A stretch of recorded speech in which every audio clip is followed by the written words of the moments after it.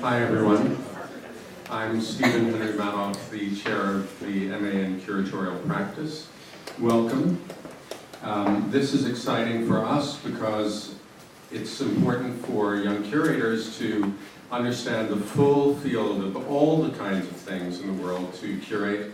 I was saying to Murray earlier, except curating your socks, curating your wine collection, the way that the word is being used currently today, but tonight this is a great opportunity to work with Molly.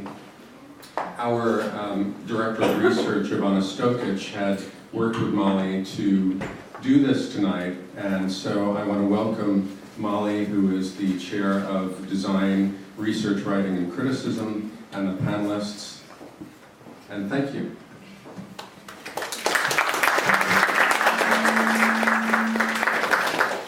Thank you, Stephen. Sorry about that. As Stephen said, tonight's panel came about in large part thanks to Ivana Stokic, Director of Research here in the Curatorial Practice Program. And Ivana was interested, as our event says, in thinking about curating beyond fine arts. And over the course of some informal conversations that we had, we thought it would be worthwhile to probe the limitations, boundaries, and possible new freedoms of the politics of display as it relates to design. So, because of its potential for mass production, design and the act of displaying design comes with its own set of issues and responsibilities.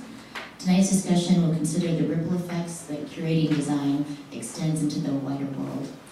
And this panel aims to surface an array of questions embedded in curating contemporary design, from topics to objects, from sponsors to venue, that relate to social, political, and economic issues.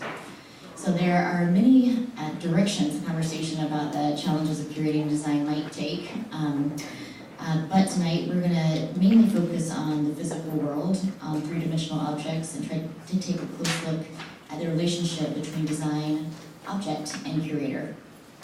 What values are implied by curatorial choices, what due diligence is required, what value is assigned through selection, display, and promotion of objects. So we wanted to bring together a group of thinkers who are coming at the topic of curating design from different perspectives and see what happened and hopefully generate a lively debate. So I'll introduce our panelists briefly.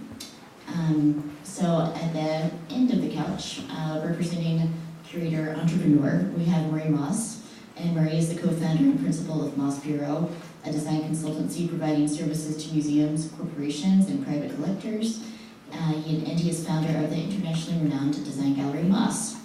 During its 18 years in Soho, Moss was called the best design store in the world, and Murray was described as America's most closely watched purveyor of industrial design, and he still is closely watched.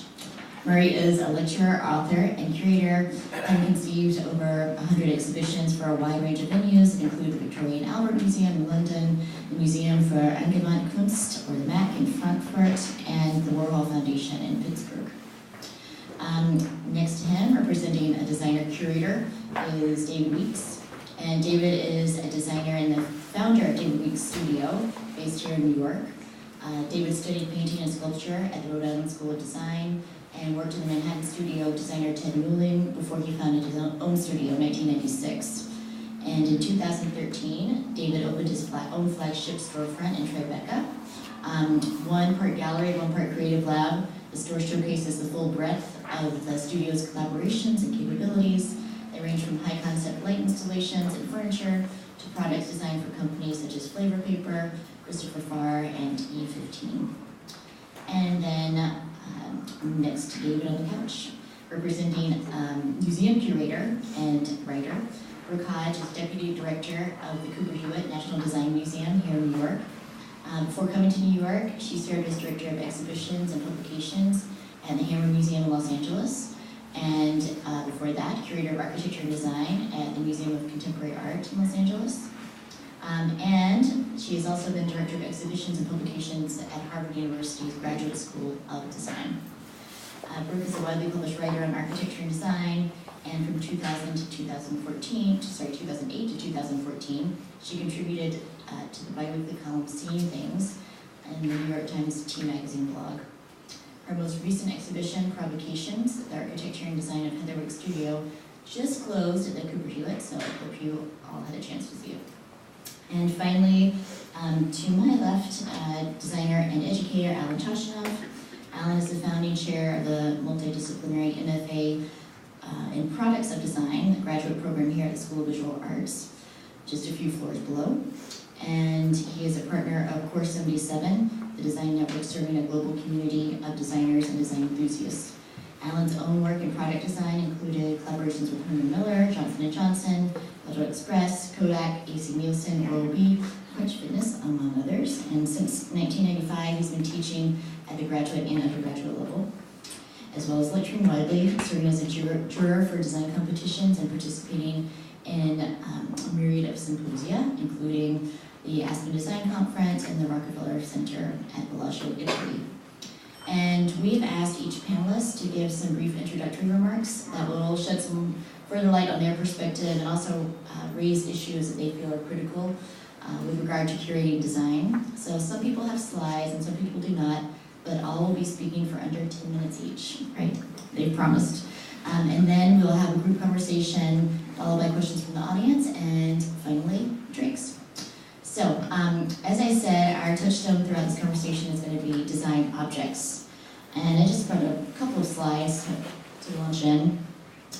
For example, this collection by designers Purcell and Steck called the Taboo Stool. So formerly a beautiful object, but if you were to encounter it in a museum setting, does your understanding of it change if you were to know that it is made out of 75% recycled plastic, that is manufactured by a small factory in Senegal, that factory is female-owned, that the designer Bibi Seck himself is from Senegal, and the shape is inspired by West African mealtime traditions? What if you could sit on it rather than just view it as one did when it was part of the 2010 Global Africa Project exhibition at the Museum of Arts and Design? And design has always been interactive. It's the nature of design. The Cooper Hewitt Design Museum features an object of the day on their website. So what are the questions we want to be asking of this object? Moves the conversation about design and curating design forward. Who is behind those questions and who is the intended audience? At the Design Research Department, where I work, we define design quite broadly. Should we give the word curator and the act of curating the same latitude? I just popped up this article by Mia Tokumitsu from the New Republic from August. The title is The Politics of the Curation Craze, and talking about the loose use of the word curator today. And I'd like to come back to this a little bit later, but I know Murray may be holding forth on that very subject. So Murray, without further ado, I'll turn it over to you, and then we'll have David broken down.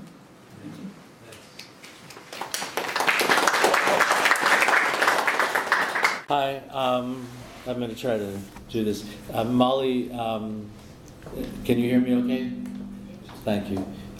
Molly had suggested to us, I guess, that we sort of think about a topic to speak about within an 8 to 10 minute window.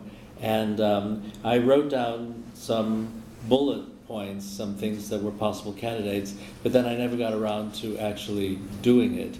So what I thought I would talk about were the bullet points, which are just some possible issues.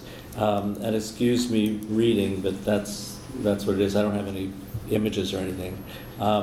And just throw me out at 8 minutes. But I thought I wrote down originally some points to discuss perhaps on the subject of curating. The first bullet that I had was curated is the new black. And why is curated in something to be curated so in demand today? And I think it's because it's hoped that it will reintroduce good arguments and credentials, both which are terribly out of favor at the moment, not to mention out of fashion, and the best foundation for presenting ideas, including ideas presented pictorially. It certainly suggests a growing dissatisfaction with the ubiquitous, which we all know, commentator on social media, who rants and raves without ever being required to present an intelligent, well-articulated, and substantiated argument. Curated, I'm proposing, is the new black because it involves making an argument, as a lawyer does in a courtroom. And I believe that making a good argument, and to put it in populist terms, is the next big thing. I thought we could talk about possibly curated is now a corporate strategy for creating brand identity. You're talking about socks, was dead on the money. I have not curated socks, but I'm totally available through my bureau, and I hear that could be quite lucrative. What you put on the screen was interesting because this goes back to 2009 in the New York Times. The tipping point, which when I read that I thought, oh yeah, the tipping point, is a store in Houston that calls itself a sneaker lifestyle shop and doesn't just sell a collection of different colored rubber soles along with books, music, apparel. Its website declares the store curates its merchandise. This is 2009. Promoters at Pianos, a nightclub on the Lower East Side, curate a night of curious burlesque. Eric Demby, blah, blah, blah, personally curates food stands. And to think not so long ago, this in the New York Times says, curators used to work in museums. The word curate, lofty and once rarely spoken outside exhibition corridors or British parishes, has become a fashionable code word among the aesthetically minded, I don't know what that means, who seem to paste it onto any activity that involves culling and selecting. There's another one in the Chicago Tribune, more recently, 2013. You have a Netflix queue, which you maintain, nurture, cull, and arrange. You curate movies. You have an iTunes playlist on your computer, and you probably tell a kind of story. You curate music. It goes on and on. And of course, the marketing departments, I have a bureau and I'm working on a commercial with commercial entities, obsessed with brand identity, which I wouldn't disparage any longer because it's what I do, have opened up, the good news is, the job landscape, which I think is something we could talk about, for professional curatorial skills, as they are redefined. And one website I visited features the title, How to Curate Good Content That Makes Your Brand Look Good in Social Media. Art is the new populist pastime. I go to art exhibits like all of us and art fairs, and a couple years ago, what startled me was I was at, I think, the Armory show, and it was packed. You know, the artwork can be very expensive, so I doubted all these people were buyers, but it was packed. And we waited in line, got our tickets, and we're looking at the art. And I overheard this couple, a man and a woman who I presumed were a couple, I presume were married, based on their conversation. And the man said to the woman, they were having an argument about this one work of art they were looking at. He felt it should be in the collection and she didn't. And he said, I really, really strongly feel this should be in our collection, if we had a collection. Will people begin to hire curators to curate imaginary collections? Will people hire curators to curate virtual exhibitions? Because you don't have to have a collection. You don't have to have the thing, if you think about it. What you have to have is just the entity could be a list. It could be a something completely virtual, and that could be open up a curating door. Arguably, this is a new idea, new thought. The best curated collection I've seen is the Barnes. What I thought was amazing about the Barnes collection is, as you know, they have this painting called The Postman by Van Gogh, one of the great paintings ever, I think. And the guy did something really weird. He put it, the postman is the jewel in the crown. I mean, that's it. So if you got the postman, you put it over the proverbial mantle. That's how you don't mess around with it. He put it all the way to the left, so to speak, in the corner, next to, God forbid, I could barely say it, a Renoir. So when I saw this, I thought, oh, Mr. Barnes was raised by wolves. Because I thought, it's how brilliant. How do you, I would so book learn that I would be incapable of doing that. How do you start from the beginning and make your own decisions? And my question was, if I can find it, do we educate prematurely? In other words, do we brainwash as curators? We are told what is good before given the opportunity to determine it on our own.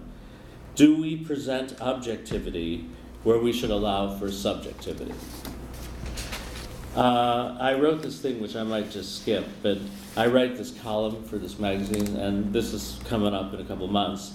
But I just wanted to, it occurred to me that what I wrote was I assign instant blockbuster status to any museum exhibition whose title begins with either Treasures From or The Golden Age Of, even before the exhibition opens, disregarding the possibility of a more considered personal evaluation. And I'll just read one thing. I wrote, and any exhibition having a title which begin Masterpieces From, I reflexively presume will be nothing less than super awesome. In this month's column, well, this is for this magazine, I summon my grit and ask, on what basis do we distinguish a particular work of art or architecture or design as a masterpiece? One obvious answer is that we are often simply told in the title of the show that these are masterpieces. This draws crowds because many people would rather anyway skip the process of having to make that decision themselves, preferring to attend an exhibition showing work which the host museum has predetermined meets today's professional standards of masterpiece. With internet access to nearly every major museum collection in the world, we need a shortcut in order to get through it all, and what we are eliminating, or it seems that people are choosing to eliminate, is our own individual response to the work. We don't want to pick the finalists. We want to see the winners. Curatorial skills today are applied to a much broader field of endeavors than just museums. I'm curating, not the socks, but something that could be considered on a par with it, which I'm quite proud of, condominium amenities. We have been hired by developers of big-time buildings, glass towers, to curate, i.e. put together a package of 3 amenities which will give a brand identity to this building and get people to buy these $40 million apartments. This they're referring to as curating. And what I wanted to share with you was one of the amenity packages that somebody else had done was the amenity package that was curated. A chauffeur's lounge, discreet exits which avoid paparazzi, and you also get a wine-tasting pagoda on a high floor. I'll just leave that at that. Museums on occasion seem conflicted between supporting an age-old agenda or exploring new ideas, new values, new perceptions in regards to that collection. And I'll just tell you, then I'll be done. I had a brief experience with the V&A a few years ago, which was very privileged, of course, to be able to, I was asked by the London Design Festival to curate an exhibition of this Belgian company's work, which was producing 3D printed, very extraordinary objects. It was still early in the game. And they gave me the opportunity to, because I've been going there for 50 years, to choose my favorite objects in the collection, in the whole of the V&A, and to juxtapose maybe 24 or 25 of them, I can't remember, with works that were 3D printed to make a story out of it. So the first thing that I did was go to this empty niche. It wasn't a thing in the museum, but when you come in the exhibition road, I've noticed over the years that it's empty. It's been empty for 50 years at least. And so I thought, how cool would it be as a curator to put something in the niche to draw attention to the fact, because there's a Roman god at the top of the steps looking down at this empty niche. There must have been a Roman goddess or something there, looking up at this guy. So this person, believe it or not, called the keeper of the niche. And the keeper of the niche said, "You ain't putting anything in my niche." And I took this very seriously, and I said, "So your curatorial ambition is to keep the niche empty?" "Yes." So I said, "So in other words, you curate nothingness?" "Yes," so to speak. So I went to other people in the museum. I just went above her because I figured, at that point she hated me anyway. And I won. Because I said it will accentuate the void if you fill it for 7 days. Sounds curatorial. And in that same instance, there's a very famous Medici Renaissance column, and I wanted to put something on the column, and then I had to go speak to the keeper of the column. That's what it's called. And the keeper of the column says, "You ain't putting anything on my column because it's not a column. It's art." Hi. "It's art." And I said, "Yeah, but why can't it for 7 days have a duality, be art and a pedestal again?"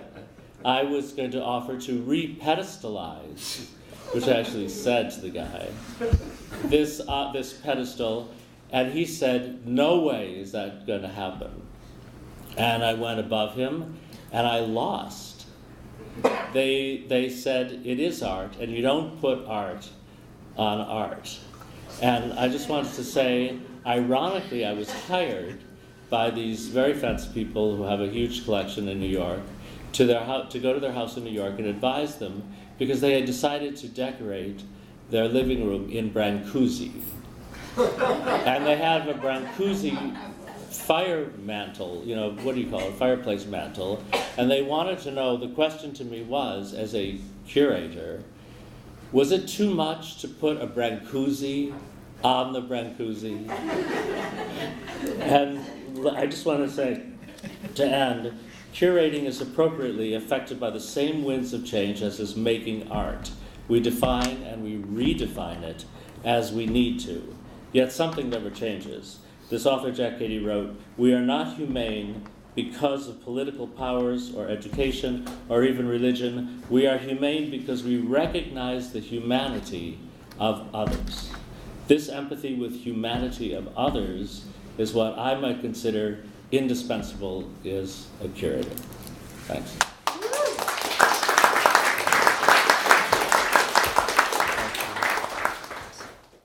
So my name is David Weeks. I'm a designer here in New York.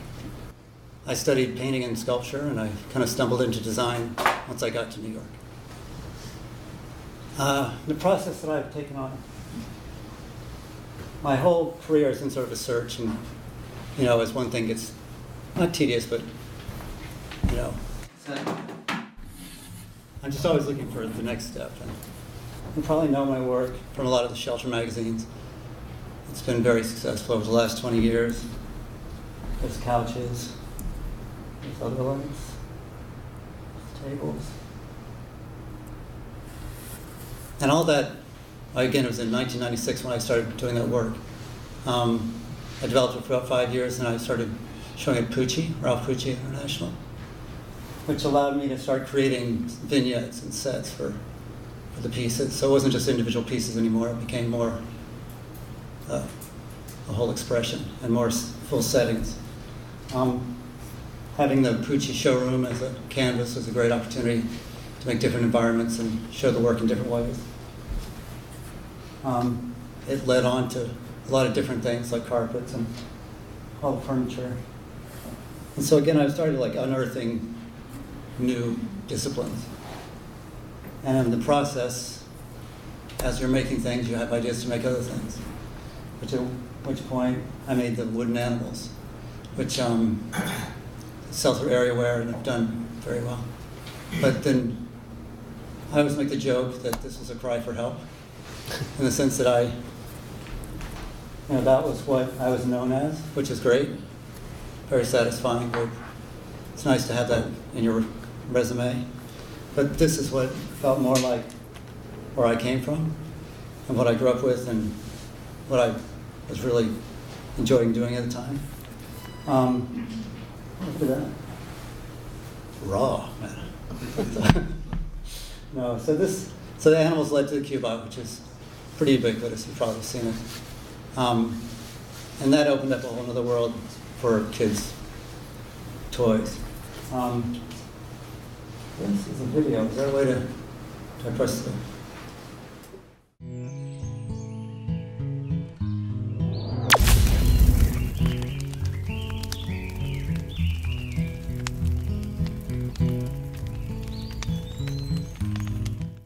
That was like, I always loved that thing because it's that little campfire was the first sort of piece, even before the animals, that we did for Kickerland. And it allowed, kind of opened up the field and sort of changed the whole process. And it felt a lot more the art, more like the sculpture and the art that I was making before that. Lindsay Adelman and I started Butter back in 2000. And that was another effort to kind of change the sort of perception of the studio. This is a vending machine. That were all boutique items, all very nice. And we had to search for a vending machine that would take credit cards at that time. So everyone was buying like Segerson Morrison flip-flops and albums from different people and feature model cozies. It was a great opportunity. It was really fun to sort of, again, try to tip the whole system on its head. The Cubot grew into sort of different environmental things. Okay. And it got to the point where finally I felt like I'd amassed enough work that I needed a new venue to show it, which is when the retail aspect of the exhibitions come in. I opened a store on Walker Street about 2 or 3 years ago. Look how empty it is. But it's, and it was such a strange experiment. But again, we'll talk about that, I'm sure. Just as far as like, as a individual trying to sort of present a whole body of work. And Murray, Moss is phenomenal, I can only imagine. Yeah, I've yet to even scratch the surface of what Moss has accomplished. We had done different exhibits, and it's always been sort of an experiment every time as to how we've done it, how we collaborate with other people, and what other objects we show. It's always fun to have a party. We did large installations in the space.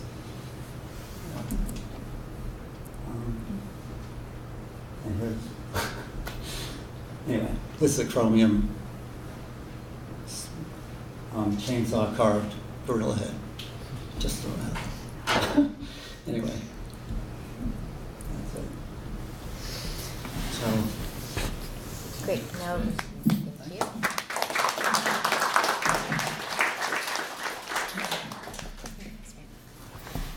Can you hear me if I just speak into this microphone?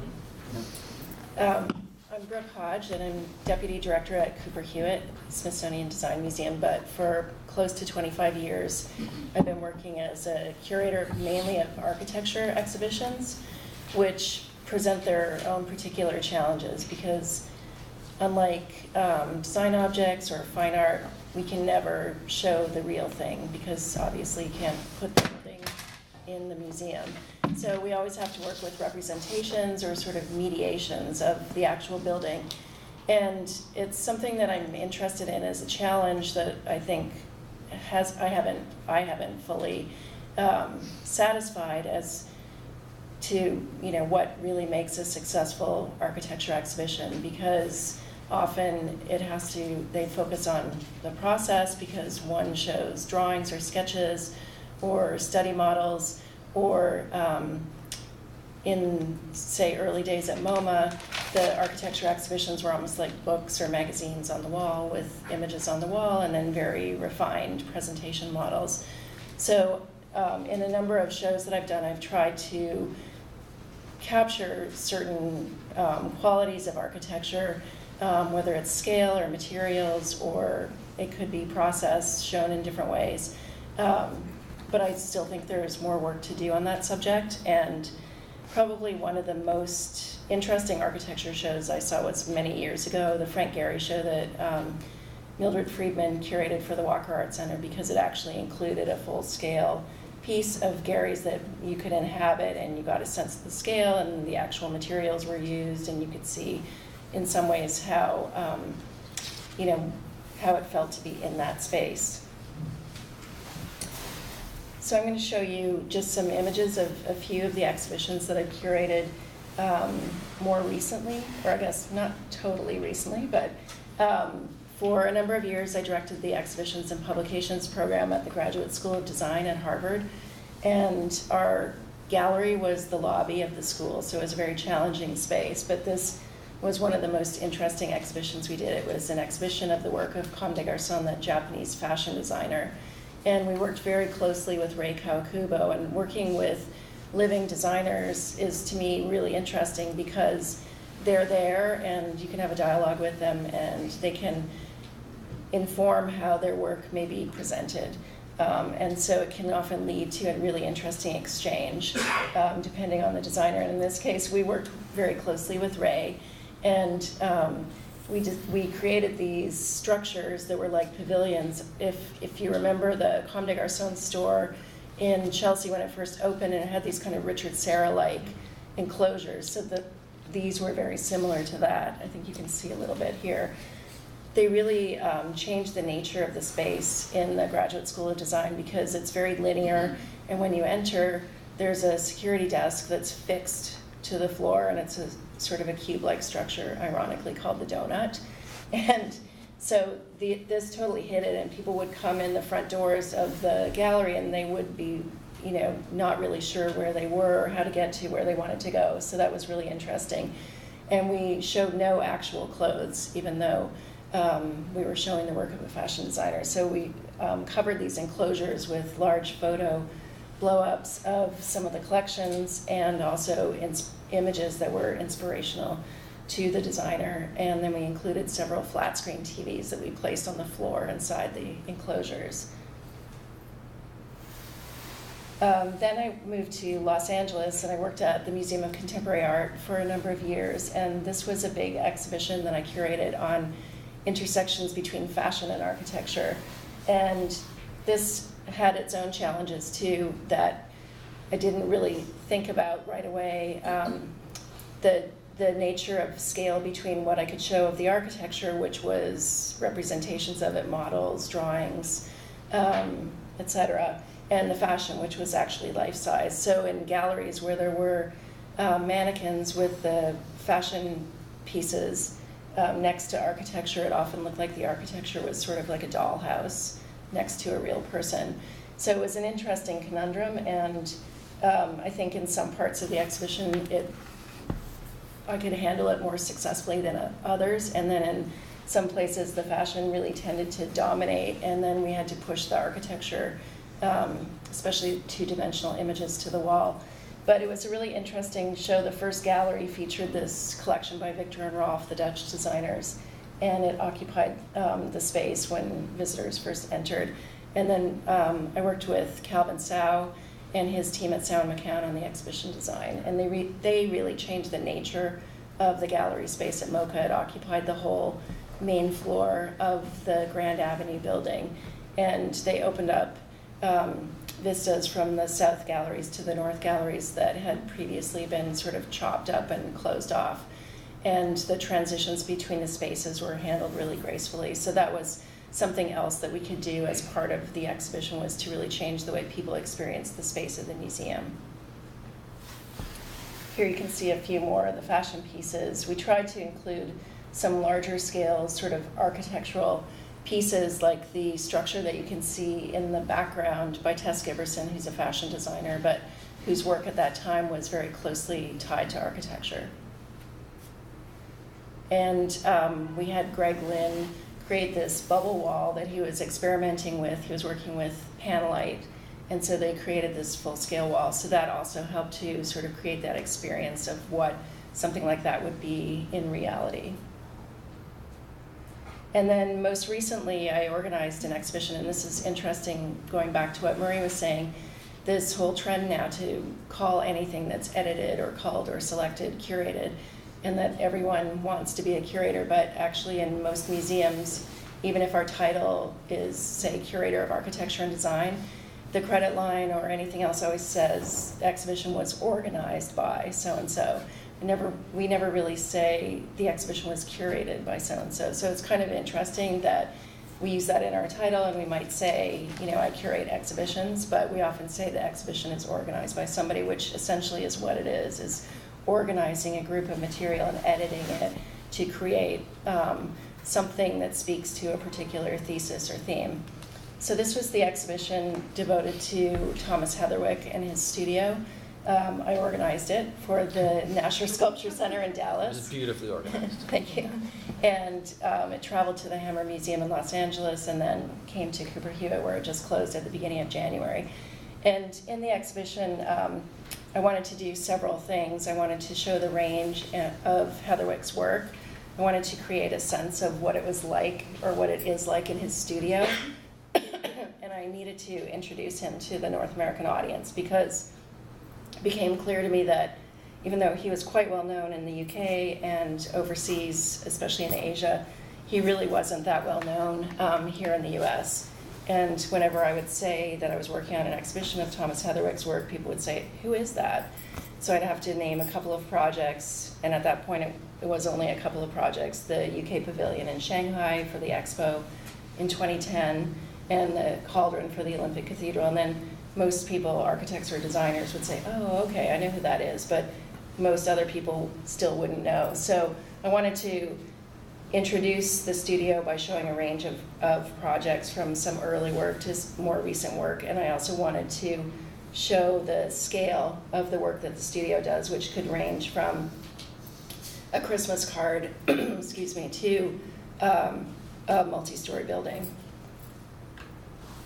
And we displayed everything with questions that the studio asked itself as it's beginning the problem-solving process of tackling a design challenge.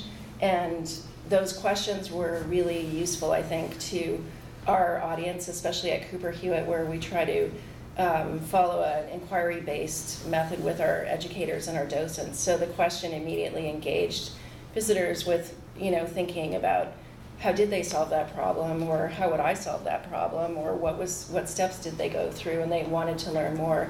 And so it was a way to get them into reading a bit about the project and looking at what was on display without sort of dulling it down immediately by just having what we fondly call the tombstone information up front.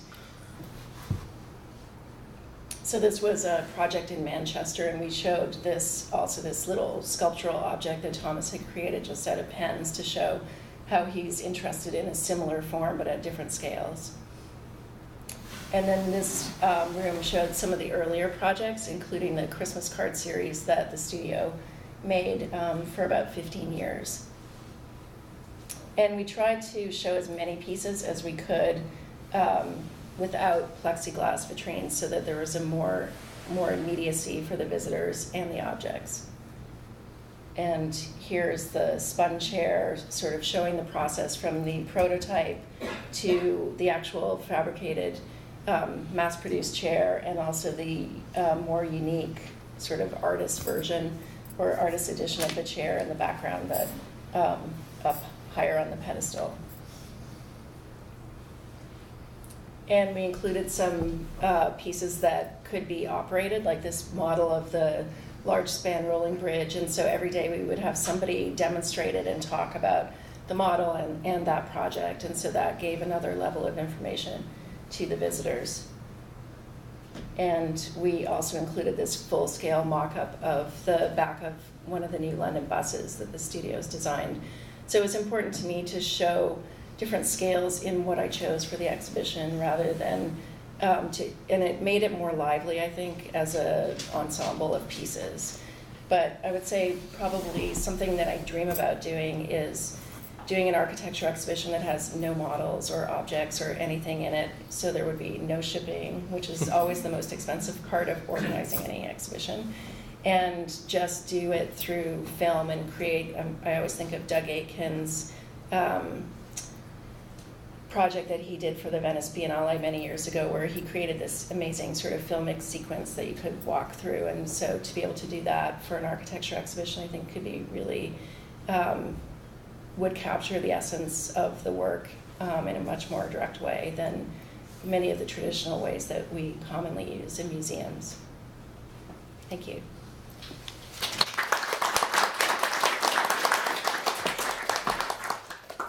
Welcome everybody. Thank you. I'm very happy to be here. Thanks for the invite. So my talk tonight is called "Do Objects Still Matter?" which is the title of the evening. And I guess my answer is yes and no. And I can't stand actually talking about the difference between art and design. I'm going to look at my slides, which is the thing I tell my students never to do. So of course that's where I'm going to begin, because I think it's actually important tonight. So this is the only time I've ever done it, and I will pledge to never do it again. So I want to start with a quote that really stopped me in my tracks. It was probably about 8 or 9 years ago. I was at Pratt. I was on a committee to discuss like a core curriculum for all art and design students. And one of the department heads, Sheila Peep, had said, well, and she's a fine art department head, and said, well, you know, we're preparing our students for a clientless world. And I had never heard that term before, and it kind of just, I was just like, wait, stop. And then, of course, reflexively, you know, we think about, well, what do we do ourselves? And I think that in design, we're probably preparing our design students for a client-full world, which I think is kind of horrible. And it's legitimized with this phrase that designers are in the service of industry, which I think, and I'm fairly vocal about this, is a very dangerous thing for designers to be in. In terms of modes of engagement, I think that artists don't play by the rules. It's why I love artists and actually like artists when they come over to the design world. And I think that designers play by very rational rules, and again, often rational worlds that are dictated by market conditions. Classic design education fundamentals, to me, are things to master, and sort of from a very cliched point of view, point, line, plane, volume, texture, color. People think of these actually as the design paint or the fundamentals. Always form, always function, and always beauty. And I have a few thoughts on beauty, but actually the next triennial's theme is on beauty, so I should probably watch my mouth a little bit. The contemporary design education fundamentals that I want to happen are things to be as opposed to things to master. I want designers to be authors and entrepreneurs and critics and cynics and alchemists. And I couldn't figure out if it was speculators, which sounded sort of financial, and speculists, which sounds like speculum. And I was a little worried about that. So I don't know what that word is, but it's something. Certainly provocateurs. And then this leads us to the word curator, for sure. And now to curatorial objectives. It seems to me, and I don't study curatorial, but it seems to me you're working with theme and inspiration, with point of view and criticality, education and scholarship, and provocation and engagement. There's also archivists and several other fundamentals, I think, to curation. It also seems to me that the levers or the negotiations in curation are form and structure, form and content, form and context, and form and agency. And probably we could agree reasonably on these things. And what's interesting to me is that they all have the term form in there. That there's always the thing, the stuff, the object, which I guess is part of the agenda tonight. And it's this stuff that's actually more interesting to me, that I think the designers should actually be engaged in. So I started this program, it's in its 4th year, MFA in Products of Design, and really the foundational inquiries for that product are what are the contemporary products of design? Is a business model a product of design? Is a hack? Is an entry on Instructables keyed into the online maker community? As opposed to beautiful things, and what are the contemporary materials of design, which I'm going to say a little bit more on in a second. And now I will only show you pictures, because that's more text than anybody can bear. So the first design material I want to show you is about amplification. So for the past 3 New York Design Weeks in May, the students have gone into wanted design and actually performed design. The consequence of a class is called design performance, which argues that design objects can't sit on the pedestal anymore if they ever could. They actually need to be engaged with, and in many cases they literally have to be performed. So this was the the sort of wellspring. This is what wanted design looks like. It's in an old nightclub you may remember called The Tunnel. It's very, very long. It's quite large. It's filled typically with thousands of people. This was our booth where everything was missing, because what the students did is they did these mobile cart interventions that were all about the display. And so in some sense, hacking the wanted design exhibition of products. The first one is called Boom, where students would walk around with a fake boom mic and aim it at chairs and tables as if they could talk and have an opinion and a point of view and something to say. And from the backpack, people would listen. So the students wrote script and hired actors who would say things like, I see you and you're staring at me and you're all excited about my light and my lumens and like, that's good, except next year, you're gonna want the new lamp. Like, I'm not gonna be here next year, and I'm not sure how I feel about that. So it was really interesting to try and, in some sense, personify what these objects could be if they could talk. This one was called Tiny. It was about designers being obsessed with the details and never seeing them, particularly in a trade show environment, which is very sort of party-like. Designers sweat the tiniest of things, the seams, the materiality, and often it's overlooked. So this was a digital microscope that was mobile. Students would walk around. There were 2 or 3 of these that would go around and highlight these details. The designers really cared about this. The people in the booths, the actual designers or exhibitors, loved this because it was a very strong show of respect, and so that was nice. And then, of course, very quickly, this happened. Do my clothes, and then this happened. So we had to sort of bring it back to the furniture and lamps. So yeah, predictably. This was my favorite. This was called Lift, commenting on the idea that people at an exhibition always have a mediated experience, right? The phones are in the hands. Everything is going on Instagram. You're always, Facebooking and tweeting sort of where to meet up and all that stuff. And you're not there. And of course, this is worse and worse or better and better, depending on your point of view. So we thought that your phone could actually have an experience that you couldn't have. So Wanted is this very tall space, and so we would load, this is sort of out of order, we would take your phone and we'd ask you to put it on video record. We put it in this sort of dock and raise it up to the ceiling, you can see up here on the left, way up, and then spin it around while it's recording video of this sort of overview of this massive exhibition space. And so you'd be just waiting there, and it was your phone who was having the design experience, right? So you were out of it. And then after, the students would open it and hand you back your phone, and then you could walk away, watching the experience, the video that your phone had. And so this was sort of great, because you were kind of on your phone anyway. Here's the students. The next year was really about rephysicalization as a design material. The students were really interested in digital behaviors, as I've just commented, and so this was called Mission Control. This was tricky. This is Adil, who is the founder of Wanted Design, co-founder, and so we were a little bit worried about sort of hacking her exhibition. She actually loved this, and we've been back 3 years, and we'll be back for a 4th. So here the students had these mobile signs that people or organizers, visitors or vendors would essentially take over and say, listen, I need something to happen, can you go publicize this? And the students would walk up and down the exhibition space with these things, with some usual suspects. And they had there was a whiteboard version, there were these refrigerator letters, and then there was this very low-tech letterpress, which was really, really fun.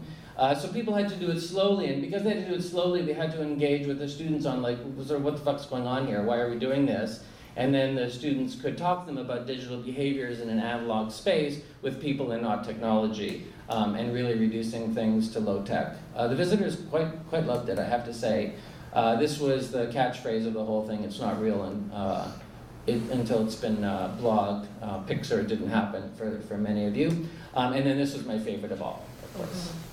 I'd like to think that they got engaged at Wanted Design, but I think that they actually got engaged the night before, but shared it with the world here. And then finally, this last year, audience and attendees as the design materials taken to the next level, and really performance as a design material. And the students wanted to do a project around gender. And so this was the most dangerous and the most fun, scary for the students. And so they, once again, this mobile display where they would walk around with these fixtures. This is entering the New York City subway and essentially crashing parties in Soho on Saturday night. Murray, I'm sorry that you weren't there. You would have, or you weren't open. You would have loved this. And so we went into different showrooms where people would try on body parts. I've said before, like this was not, I didn't particularly like this one, but people loved this one, of course. This one I did love. So these line elements, you could, in some sense, try on different body parts.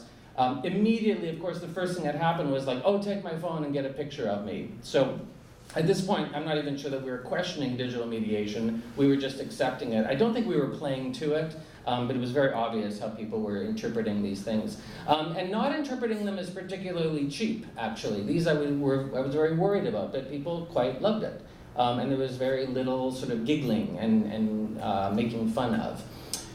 This was my favorite. This is students walking around with these plastic babies dressed in gender-neutral clothing of green and yellow, and you had to sniff the baby and guess the gender. And the trick was that underneath the caps were these commercial deodorant sticks, like sort of, you know, Old Spice for men and Secret for women. And people never got it right? The scents were completely arbitrary. So that was nice, sort of a game. And then this was definitely stole the show. This is Young, who would ask to take your portrait, or draw your portrait, and he'd show it to you, and people would freak out because he would flip the gender. He was such a good caricature artist that he could draw a likeness of you, and if you were a man, turn you into a woman, and a woman and a man. It was just the two genders at the time. And people really loved this and wanted to keep them. There's another usual suspect. And then finally, the last project I want to show you is permission as a design material. So this happened last November. It was in sort of an off-election year in this country. A lot of people don't vote, and certainly a lot of people didn't vote. But people are typically ashamed of not voting. And so the students set this up on election day in Washington Square Park, which is a pretty politicized place, and created a non-voting booth that people actually stood in line for. And I kind of didn't know what it was, but I don't know. They weren't voting. I may as well do this. And so what would happen is the students did a bunch of research on why people don't vote, and some of these are obvious, and they didn't trust the system, they voted last time, it didn't work, they didn't know it was an election that day, and then there was a write-in one called Because. They made stickers, and when you walked up to the booth, you were greeted by these students, and you started to engage in a conversation of why you didn't vote. Essentially, you would pick the sticker that represented your rationale for not voting that day. And then there was a conversation about that, and then you would, here, this is a write-in, and then you would take the sticker and you would actually place it on the non-voting booth. So this is a kind of graffiti, vandalism, civil disobedience with a very sort of sweet touch. I don't want to overplay this. And then the students made buttons, I don't vote buttons, that people would actually pose with, and it was very much like, oh, get my phone, like I gave blood today. So this is something you would never be proud of, right? But this design intervention gave the visitors a kind of permission to talk about, or to at least acknowledge that they didn't vote, and to talk about why. And I think that this is kind of remarkable, and I actually want this to be the job of designers moving forward. Thanks. Yeah.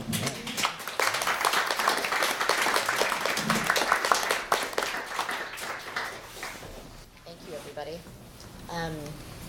So, as you see, a variety of perspectives we have here this evening. But David, you're a designer. Do you buy into Alan's materials of design? Yeah, Alan. Do you buy it? No, I love that. It's sort of examination. And that's one thing I use. One of these mics maybe to that table. Yeah. I'll be able to pick it up. Yeah, I like the examination of almost any field, and I think there's a nice emperor's clothes kind of aspect to design that your sort of analysis kind of brings to the fore. But it's funny because in the same way that you sort of unearth these sort of reactionary moments for the students, I also felt sort of saddened that, sort of as you ripped the veil off the product. I mean, yeah, I don't know. I'm sort of confused about retail and how design is and what it is. Because there's all the high-end aspect of design, and there's sort of the big money stuff that everyone buys into.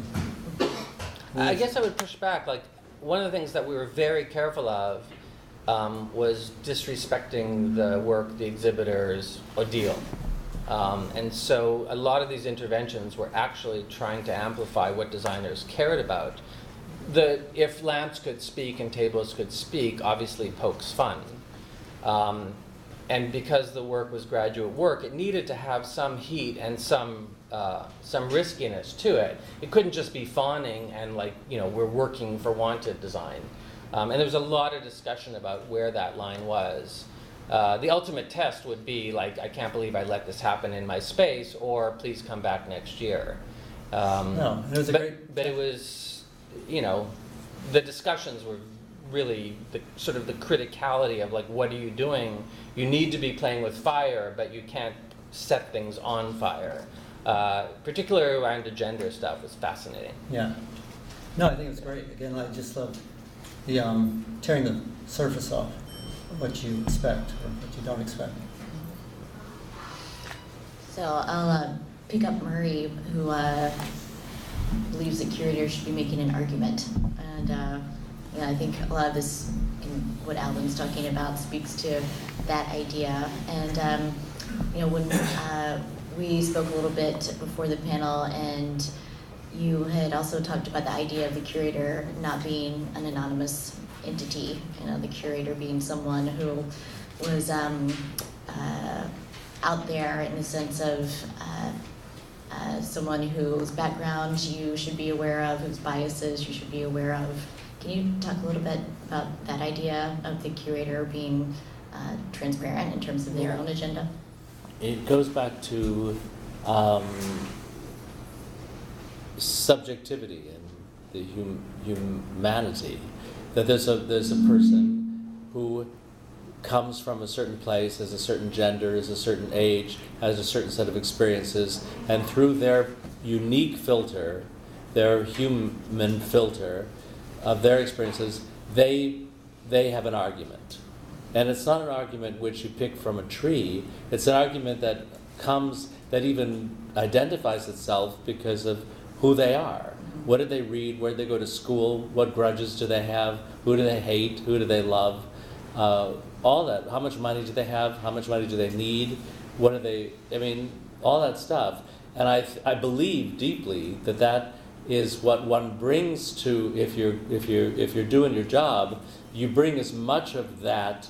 You don't negate that and say there's a neutral me, a neutered me, which is what's valuable. You say the whole kit and caboodle is what I'm bringing to this. What do you think? And with the objective that you invite, if somebody believes that, sees that, smells that, which is what I think you're doing, then what the real kick is, it invites the audience to do the same.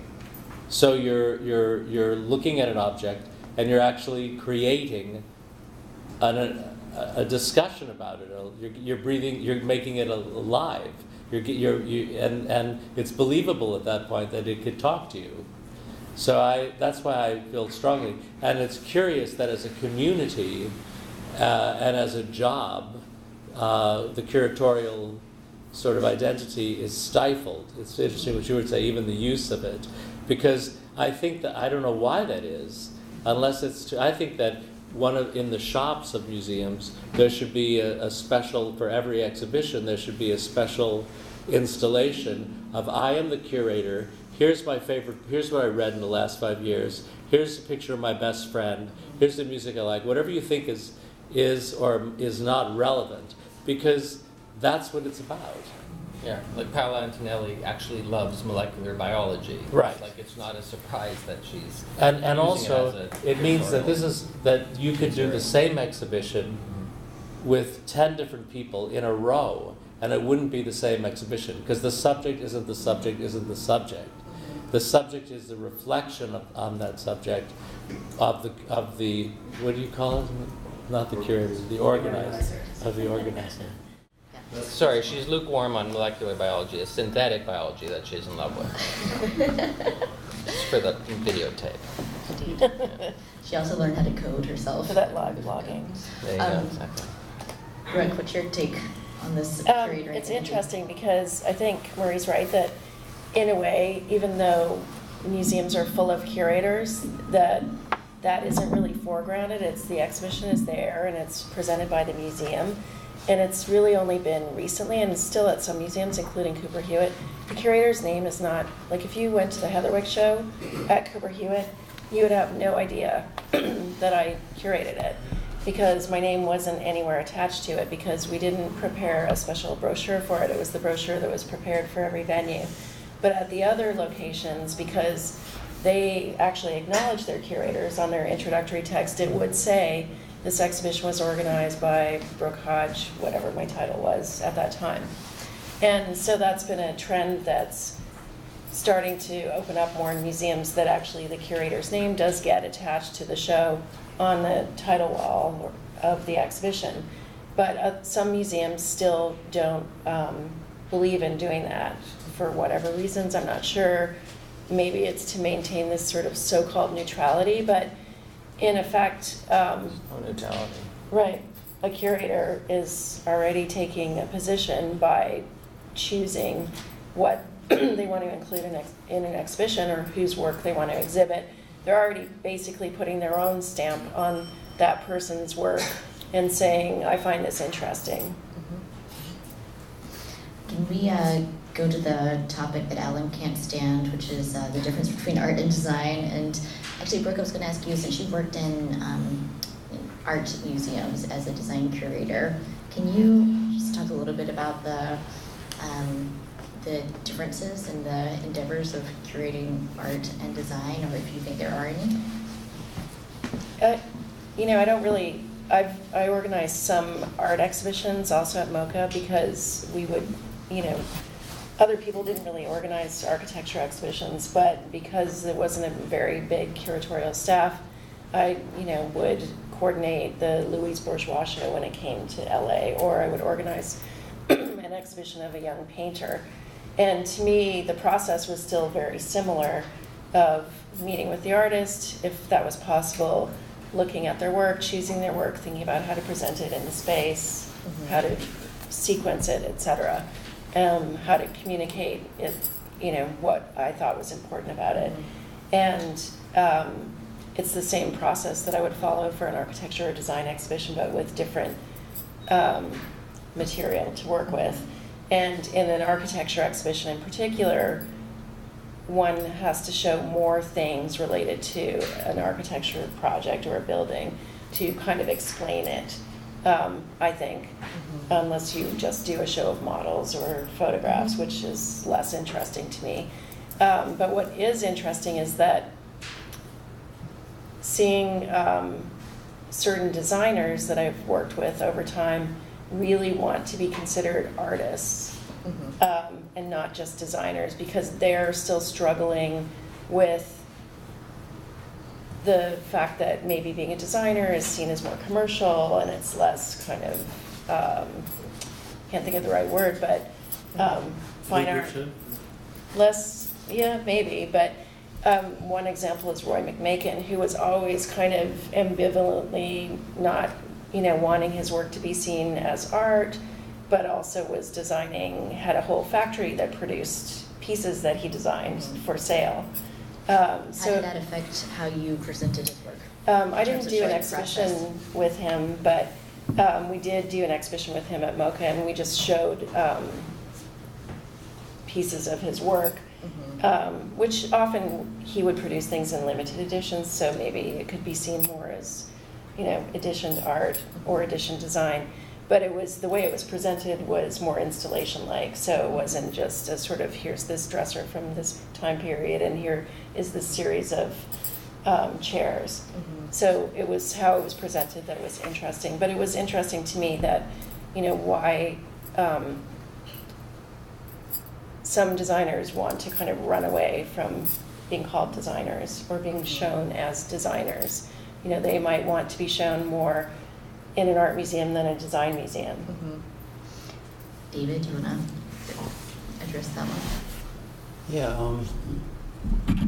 I think that's always a good place to play as far as being a designer, to find that little middle ground. I'm not sure, I feel like the definitions are sort of disappearing at this point. There's truly the artist, and there's definitely the designer, the Rubbermaid versus the painter. But I think And I like the fusion of the two, and I think the sort of opportunities that that gives to give art rational rules and to give design some freedom. It's a nice spot in the middle. You can find the right note to play. Yeah, and it's also interesting to see how the market and the audience, I mean, has also made it much more willing to sort of read and take chances on design than it's been in the past. But Yeah, I was going to ask Murray to speak to that with, with Moss, your store. You were very much taking art world strategies to present designers. So, can you talk about that and your kind of understanding of artist versus designer? Well, there was a time when I was really interested in that subject, and I've lost any passion for it. But because I think you can sort of call yourself what you want, and call yourself what you need to call yourself. I say I'm tall. I'm 5'9". I think I'm tall. But I literally, not to be flippant, but I think it's the same. Yeah. If the word artist gets you up in the morning and gets you to the table, then be a damn artist. Then be an artist. And who am I to say, but that's not my definition? Who cares? It's what you're doing. It's the work product, let's say. And if you want to see yourself shown, positioned in this way or that way, that's a part of your art. Like Tupperware. Tupperware wants to be sold in a home. That's a part of the design. It doesn't want to be art. You know, I did a Tupperware party in '95 with Tupperware, which with a legal document they could fill this room, and they thought that I was, and I showed it as art. I had them make Tupperware in black, and I made these very artistic looking presentation, and then the Tupperware ladies, which is what they're like to be called, came in and were invited to do their thing, which looked like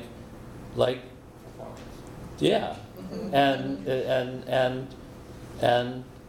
that's when I realized it doesn't actually, not that it doesn't matter, it matters what you call yourself to you. It doesn't matter, it doesn't make any difference to me. Well, Tupperware is a great example of a mass-produced product. So now my question is there, with presenting design, a responsibility to address the issues that may go along with that fact that mass production also involves not just artist/designer, but a whole industry, manufacturer, materials that have to be acquired in large quantities, perhaps. So. Yeah, and a lot of that's what's absolutely evil. Hidden labor practices, hidden extraction costs. It's just, you scratch the surface of any of that and you actually want no part of it. Right. And then this is, part of the agenda tonight was to talk about design for social innovation and how you actually present that kind of work. Right. And one of the challenges with that is it's not terribly visual. It actually is pretty visual, but I think people have a prejudice that it's not.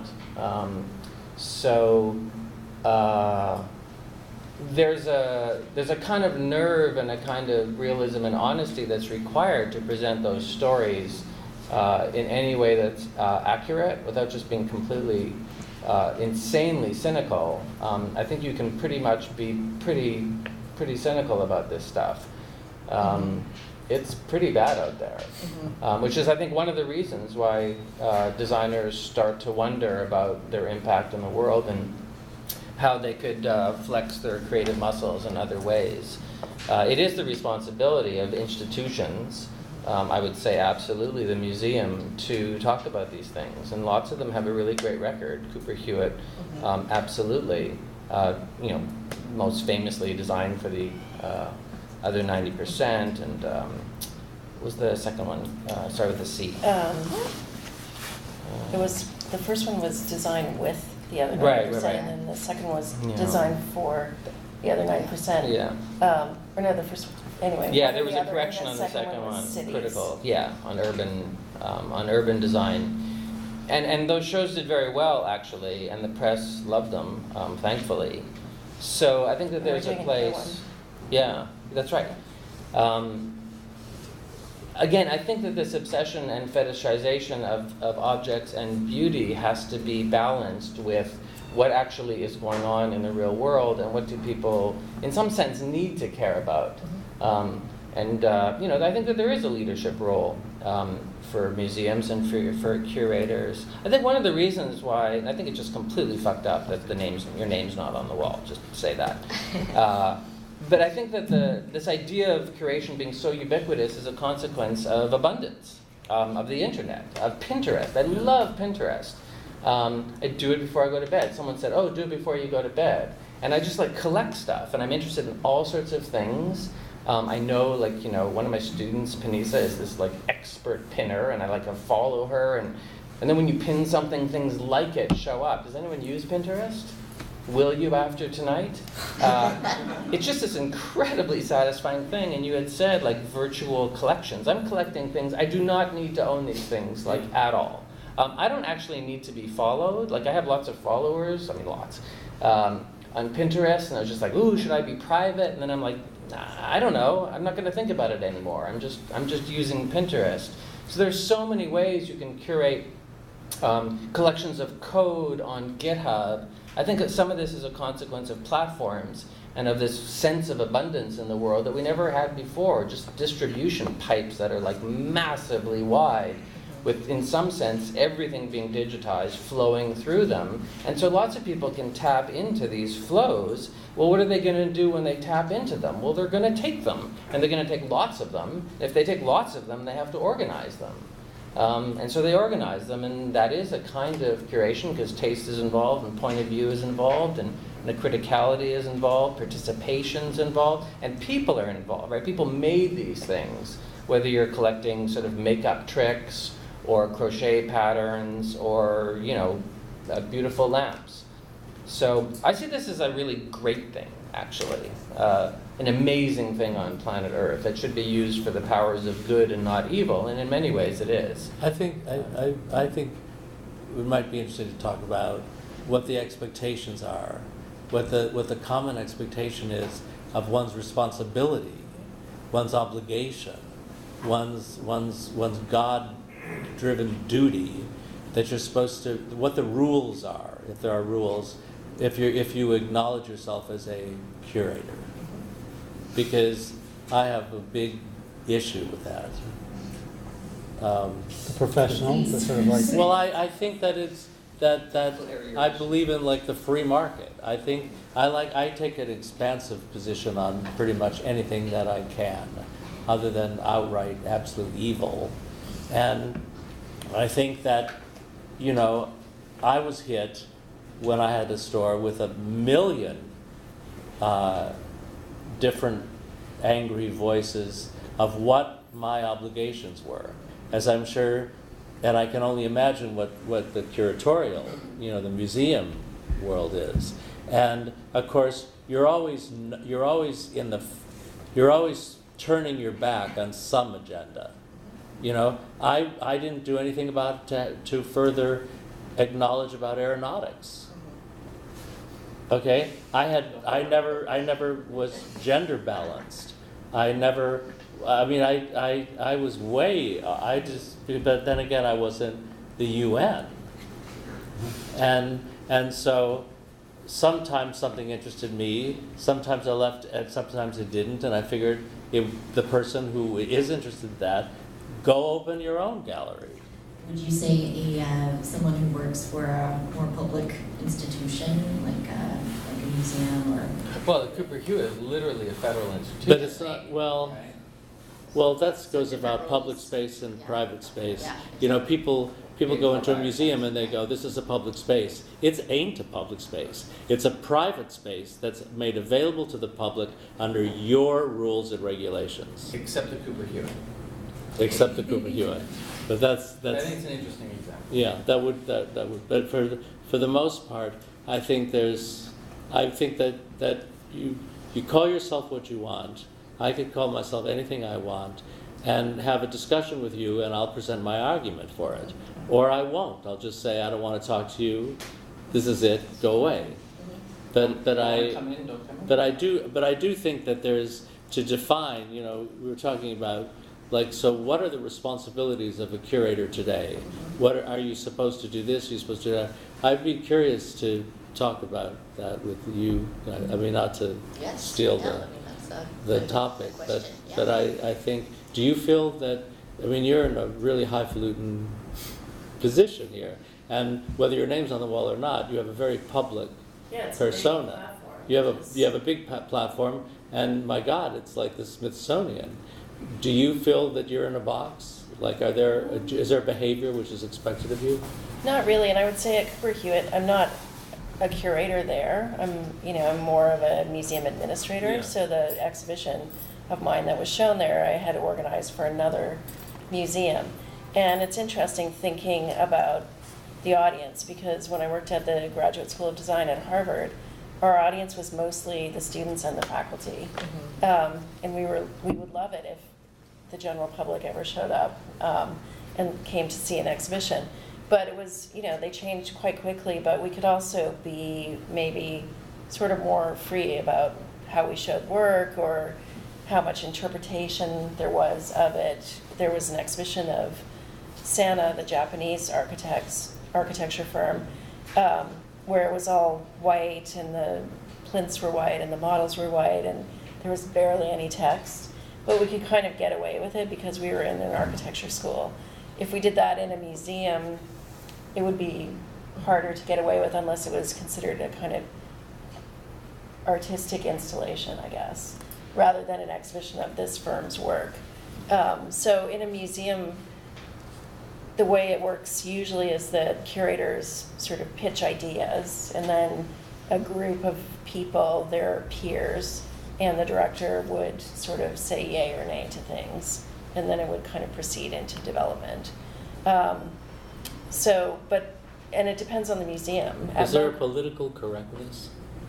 I don't know what other term to use. I would say probably at Cooper Hewitt there is somewhat. Is there boundaries? But less so than the Smithsonian museums that are in Washington. I think because we're in New York and we have that distance, we can get away with a bit more and do things, and also we're the design museum, so we can do things that are more out there somewhat than other places. But at MoCA, when I worked at MoCA in Los Angeles, once an idea was green-lighted, then nobody else really sort of messed around with it. Mm-hmm. Like, nobody would say, oh, you can't put that artist in or that designer in, or you need to present it this way, or, even the exhibition design often didn't need to be approved. It could just sort of be developed and unfold. So it was kind of interesting to see how things work at different places and what kind of structures are in place to kind of vet ideas and sort of shepherd them or not. I think it's an interesting question of the marketplace and what institutions have a responsibility to do what, or if they take a responsibility. I mean, I'm with you. It's like, call yourself what you want, do what you want. I think that there needs to be a balance in terms of the not journalism that is fed to everybody right now, and the lack of a business model for journalism, which is heartbreaking. That there need to be journalists, and there needs to be hard work, and some sort of training and pride in craft for doing things well. But why would somebody be encouraged to be a journalist today when, look at what happens if you get 25 million hits as a blogger? You trump any thought that the school journalists could have. They're not going to be heard. Or I don't mean that to be. Yeah, no. I mean, I think that this is a raging. I don't even know if it's a debate anymore. It's sort of a heartbreaking fact. However, there are now a lot of curating platforms. Podcasts are very sort of popular again. And those are so driven by point of view and actually some scholarship and hard work, particularly the massively successful ones. I just, like I recognize the fact, but like I wouldn't give up. I still get the New York Times in paper every day. It's just, and I know that there's very few of us left. But, and I find the online experience of reading New York Times or NYT Now actually quite unsatisfying. So this is the paper of record who is in some sense first to digital. Still, it's not as interesting to read on a phone as BuzzFeed or Bored Panda, for instance. So I think I think content has a medium that it likes, and certainly people are being given an onslaught of options in terms of Flipboard or other kinds of RSS readers. So again, we're back to a form and context debate, which I think is fundamental to any kind of creative endeavor, and certainly in curation, right? What is the thing that wants to be shared, right? Is it a story? Is it journalism? Is it a beautiful couch? How does it want to be shared, right? Like, what is the vehicle? What is the platform? And sort of most importantly now, I'm afraid, where is it being shared? Because it's being shared on the street, on your phone. And so, like I save things to Pocket when they're longer than a paragraph long, and I have all my long reads in Pocket, and you know how many of my Pocket reads I've actually read. So I'm curating my long read feed for when I'm on a bigger screen, right, at home on an iPad. So that the context, the content, the form, it's always this negotiation between these things. Is there like an ethical imperative? Is there a moral imperative to actually what's on there and which on there is what? I would love to think so. I think it's probably naive to think so. I think like venture capital is running everything, and venture capital cares about time and money and nothing else. And there is no moral compass to business and never has been. So I think this is why creative people need to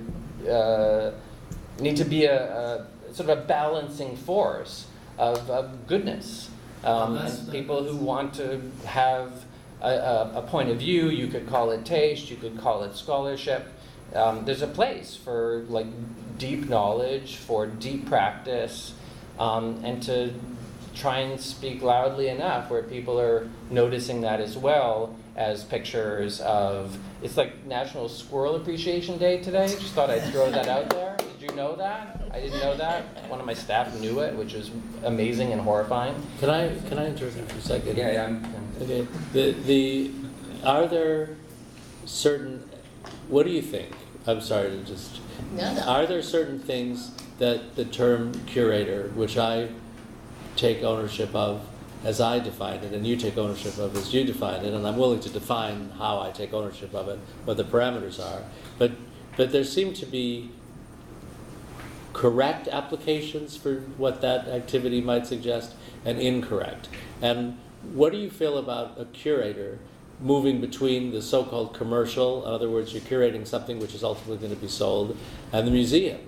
Because in the museum, something also happens where it's sold to the museum in more cases than not. So you never escape the commercial.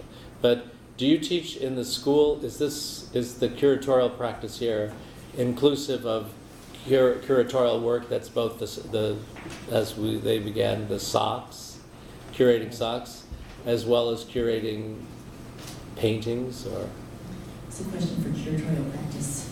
Well, we can. I mean, do you have to choose? Is my question. Is there a right and a wrong? Flip the tables and ask the audience Yeah. questions. Yeah.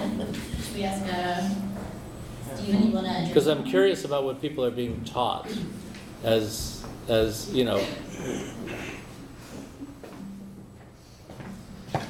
Well, the way that we think about curating is quite specific. You talk about activities, but we think about process. We think about methods. We think about disciplines. We think about histories, and we think about philosophies. Because there's now a deep literature in the 20th century, and certainly since the 1960s, with Harold Zeman, who changed the field of curating from that idea of the keeper who maintains a collection to someone who is a creative personality involved with other creative personalities. And so when we think about curating here, we think about it as another form of making. Just as painting, sculpture, design, photography, film are taught here, and all of those practices. So we don't say we're photographers in a very general way here. We think about the challenge now that photography has been dramatically changed by the fact that I have this in my pocket. So all of these ideas about how we think of curating within a political, economic structure, what are the ethics of curating, how do we think of it in a neoliberalist society, these are the sorts of discussions, debates that happen all over the world now, as I was saying to Murray earlier, as more and more of these sorts of programs are started. So this is a very deep technical conversation. It's a craft conversation as well. What we do is we train curators in the different ways that curators work. How do we think about display? I think that Murray, in the days of Moss, did a better job of curating and displaying design than MoMA did, more creatively, more thoughtfully. And those are the sorts of issues that we think about. You know, these are issues where in this program, and a lot of these programs, you study lighting design, installation design, how do you use SketchUp, how do you use models, what's the difference between thinking as a curator of film programming, curating objects, curating surfaces, curating using screens. All of these things are very specific technical practices as well. So it's, you know, I think that this conversation in a way is indicative of the dilution of curating, to say, oh, well, I can curate this, I can curate that, and I think about, you know, the students of mine in the room and elsewhere that, no, this is a very specific thing. And in fact, it could be, and there are elsewhere in the world now doctoral programs in curating, in the sense that it just takes more years to think through all these different aspects of this thing called curating, which now doesn't mean anything. It's okay. You can call it organization, keeping, design, curating, whatever, but there are specific things that you learn to do that. I think that that it doesn't mean anything. I think it does mean something. It's simply, there's a second shoot of drop, which is, oh, you're a curator, what are you, then the next question would be, it's like, I'm a sportsman.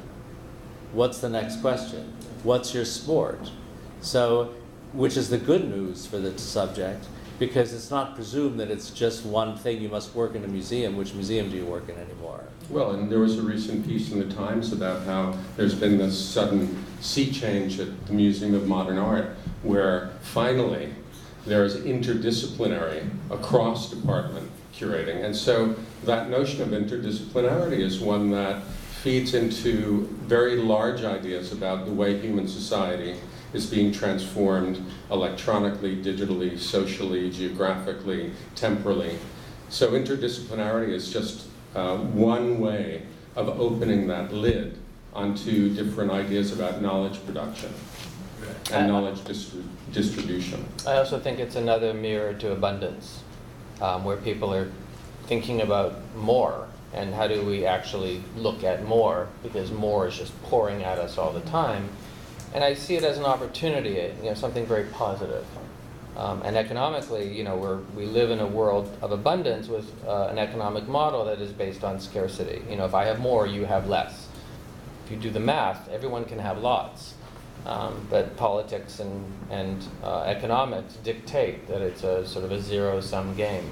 That's sort of, that is the real next shoe to drop, which is it possible for, you know, the planet to reimagine its commercial, you know, mechanisms so that everyone has certainly enough, but probably plenty.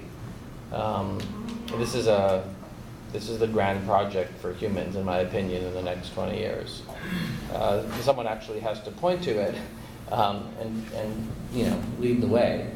I have a beef with museums, which is something's in a museum, and what people say is, I bought this because it's in a museum, which is not a good thing. Okay, you bought it because it's in the museum. Why is it in the museum? I bought this because you skipped the museum part. because that shouldn't be relevant. I bought this because turns out this Dieter Rams calculator is actually a landscape. It's a garden. He figured out intuitively how we manipulate this instrument comfortably. I mean, that's stuff. That's why it's in the museum. The fact that it's in a museum is immaterial, or it should be, and yet it's never kicked in. Well considered, I guess, is the common denominator. Yes, right. It's just unbelievably well considered by people who make their livelihood considering things with depth and seriousness and a little bit of sense of humor. Well, we can wrap up, I think, but just to circle back to, Alan, you were talking about Pinterest and, Murray, with the way you're describing your approach to curating. I think, there's also this idea of a sense of pleasure and enjoyment in it, and I think with regard to some social design issues that came up, that is one thing to be considered. I was reading back through some notes from a event Alan participated in at Bellagio in Italy, a conversation about museums and social design, and Jamer Hunt, who runs the transdisciplinary design program at Parsons, said with regard to exhibitions that focused on design and social change, sometimes it felt like eating a bran muffin. And I think that there is a kind of danger in you can't be too didactic, and it can come across as heavy-handed. And so, at the expense of that idea of what you were saying, Maria, of personal discovery, of enjoyment of a object. Well, what I think the good news is for the curatorial field is that, first of all, more jobs it's becoming a field you can get a job in if you open it up.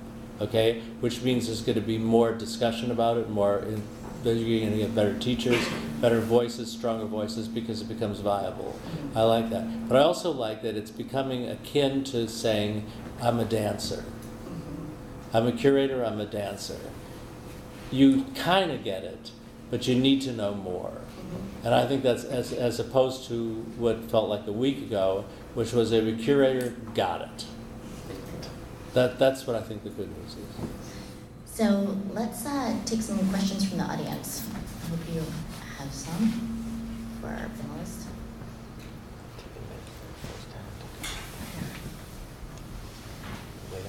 And while we're waiting for some questions to come up, Does anybody know any curators? Like I can remember, like Emilio Ambas was one of my heroes because of this exhibition in 1972. Is that a common thing? Like he's like an action hero to me. Does anybody in this, because you're all here probably involved with the school or in the profession or something, are there heroic? Curatorial icons. Curatorial icons. Who's yours? Do you have one? Yeah. That's a good question.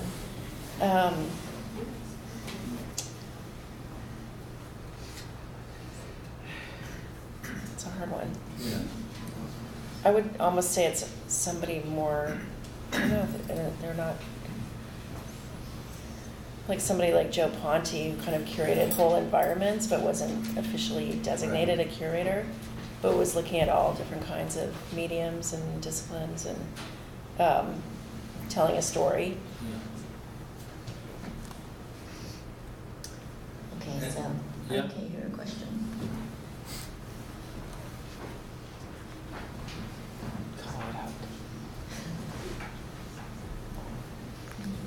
Did Thomas Campbell curate that exhibition on Tapestry, or did I screw it all Okay, up? go ahead.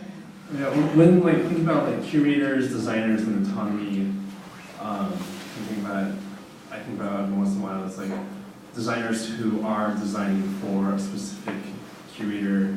One comes to mind is like Anna Wintour of Vogue.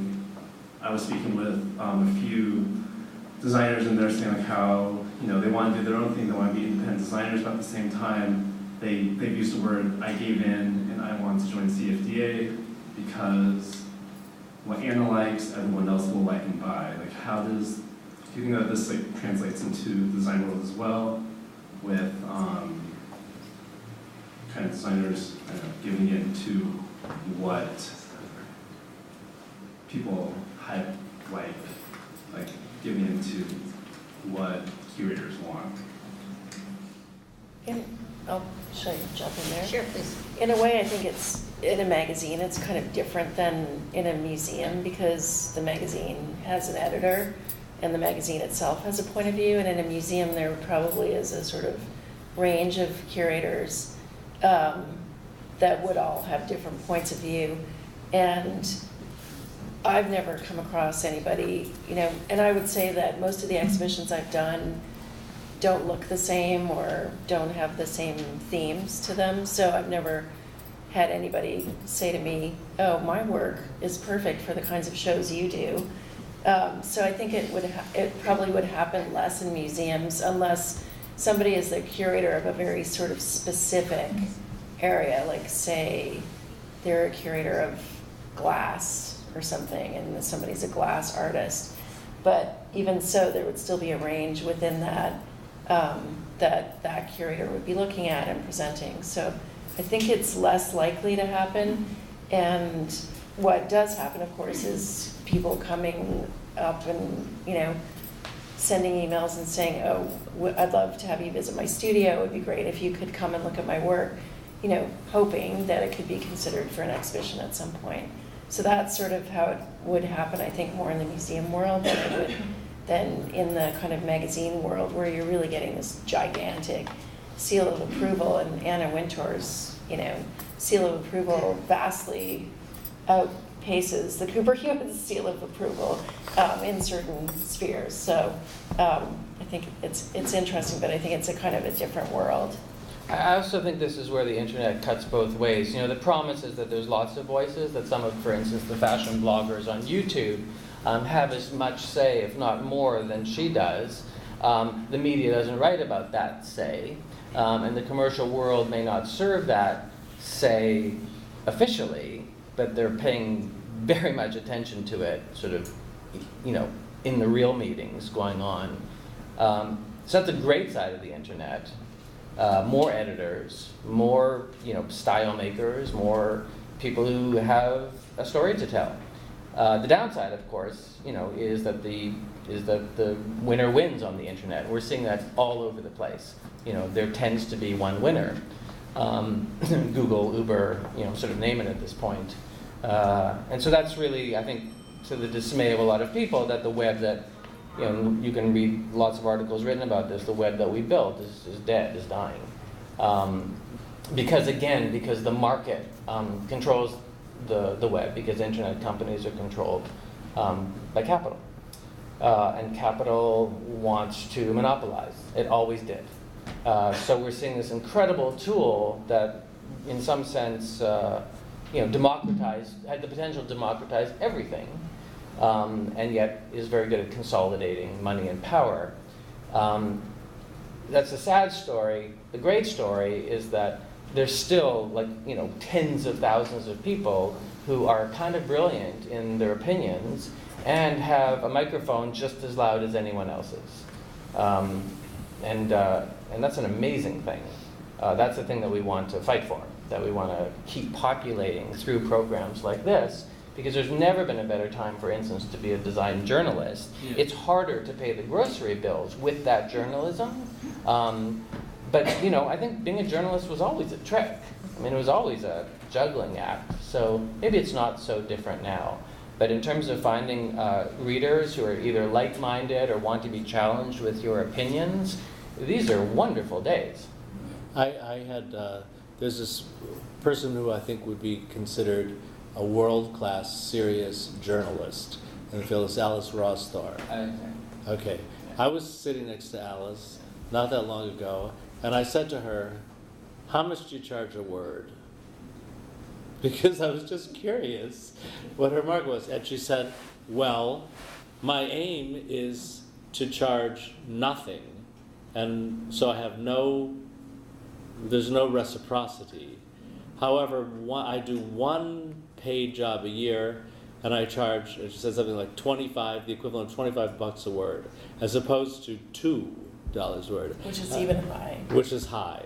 Okay. Okay, and I just thought it was interesting because you get paid by the word when you do this, and She's doing something very interesting on Instagram right now. Yeah. When Twitter goes past 140 words, I'm sure she'll be all over that. But she's not getting paid presumably for her Instagram posts. But it's quite interesting. She gets the one Platform, visual, yeah. and then she does like a big fat, heavy paragraph or two that are, kind of dense and wonderful, and you learn stuff, and there are no links allowed, so that's kind of a drag. But that's not her fault. So here is one of the best design journalists ever, embracing some of these new media and finding new readers and new fans. I think because of it. And then yes, maybe her magazine or her newspaper gigs will actually pay the bills. what do you think about private museums? Because when we were out in LA and we met you, there were these people, private museums, there's a lot of private museums, and they have curators. And there's more and more curatorial positions, I believe, opening up for single, and I don't know why they're called museums, because they're in somebody's cave, or that's the new, the art cave at Sonoma, because they can. Yeah, but I think that's an interesting. If on one angle you look at this as a vocational school, as the one thing that people come out with a skill set that's hireable, I think one of the potential, one of the increasing job opportunities is in the private sector. And I know just and as those private sector museums become public or open to the public, it's interesting. Yeah, And well, they need do more. slightly, a little bit more, but I call them McMuseums. Well, the Broad. Because they're usually in a McMansion, and then there's the McMuseum. And in LA it's like, whoa, but those are jobs, which I'm wondering if people do you ever address that in the school? You do with the private, yeah. Any other questions from the audience? Yes.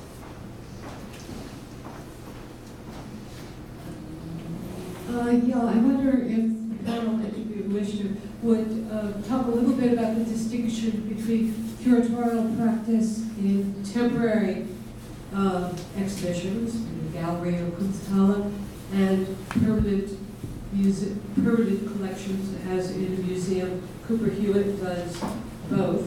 I would just throw out as an aside, about 18 years ago, I was at an annual meeting of what was an organization of directors of small museums. And before the meeting, they asked us if we would all take a Myers-Briggs test and a personality analysis. And at lunch, those who attended were seated, unbeknownst to them, were seated at tables with people who had similar Myers-Briggs scores.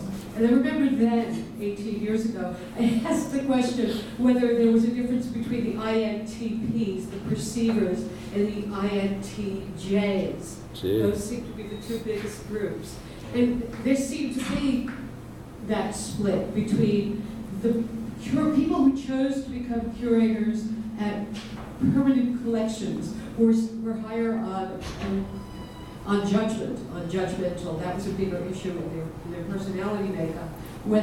While those who were working in a shop, a magazine, some kind of temporary exhibition space, seemed to have a very different. Anyway, I wondered if any of you have some thoughts on curatorial practice. Is there a divide between those two things? Some of you do both. How do you feel about it? I want to jump in just before that question is actually addressed, because my sister does Myers-Briggs with some clients, and she's come every couple of years to do it with my students. And everybody's in 2 little boxes out of 16. And so my sister is like, Alan, you need greater diversity in who you accept into your program. One of the students joked that people go through the Alan filter, and I felt terrible about that. But then, when you read all of the 16 personality types, it's just like, yeah, those 2 people are designers. Like, that's what designers do. INTPs are architects. And INTJs, yeah. So it was. I felt terrible about it, and then I sort of felt weirdly vindicated because I read them all, and it's just like, yeah, these two people would make appropriate designers, or whatever the word is. So. We did, at Cooper Hewitt, we were working with a firm on sort of audience survey stuff, and they did a test with people from the staff, and pretty much most people were in one group, and then maybe a little handful was in the other group. So, but there was very little range. I've been on maybe 16 juries, jury duty, criminal, all criminal. I don't do. I'm not available for civil. And where it's I did a couple murders, a lot of rapes, and mostly drug cases. And what's interesting is wherever I would say, in what's it called, where they, voir dire, okay, whatever they would say, I was always picked. Whatever answer I would give, even the answer that I knew, not intentionally, because I liked being on a jury, but whatever answer I would give that I knew would throw me off, I was never thrown off, ever. I would have a strong opinion about this, a strong opinion about that, never thrown off. And so I wonder if there's something, if I have some talent, some inert talent. You're like the jury king. Yeah. And I mention it because I wonder if that goes for curatorial. Like, you can take all the tests in the world. Is there a personality prone? Are there a series of traits, personality traits, which makes one a natural? Yeah, probably. Probably. Put money on you. Probably your body language. Oh, that, yeah. Well, I think you also have a resilience and a tolerance. That's what you what said about organizing.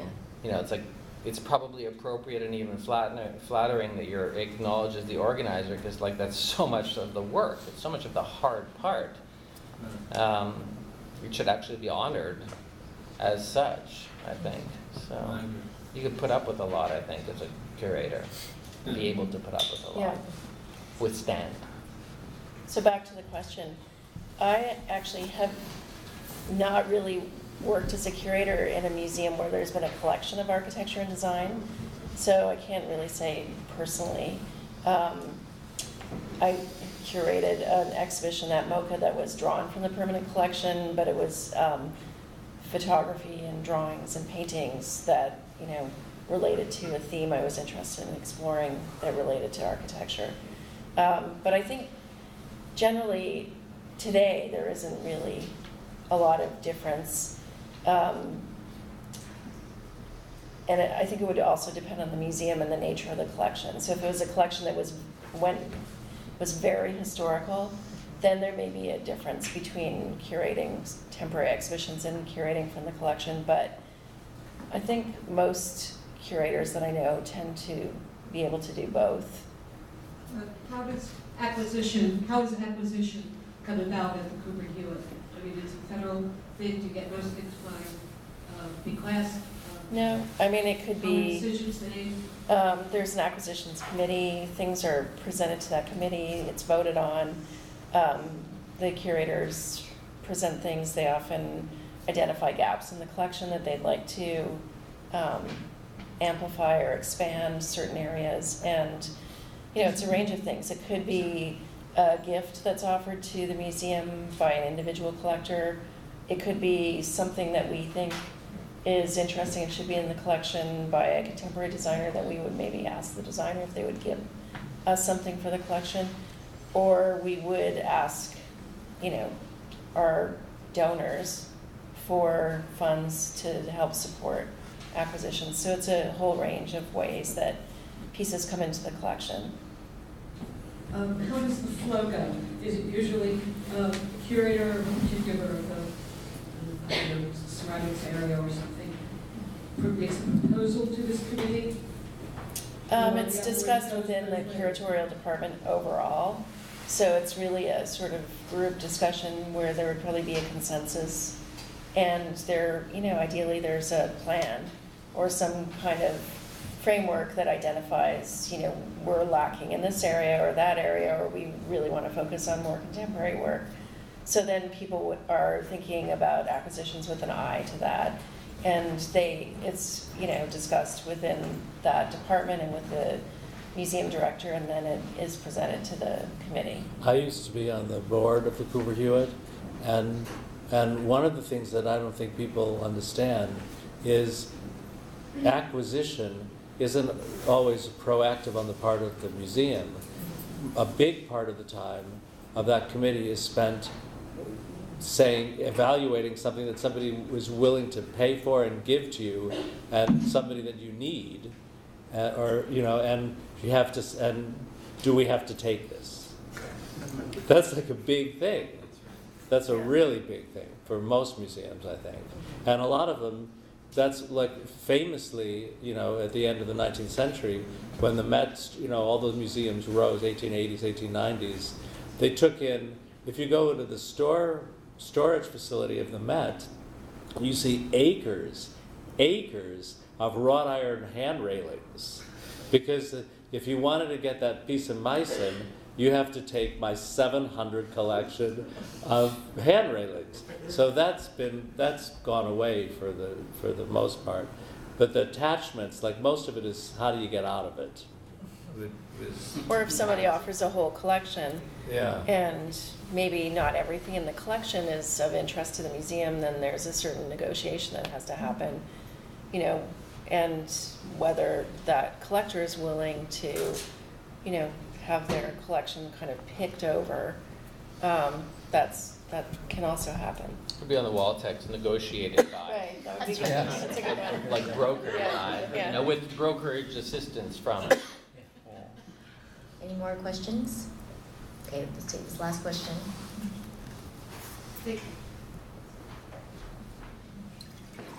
I'm very interested in the idea of curating process, not just the object itself, but the social impact of that object and the user experience.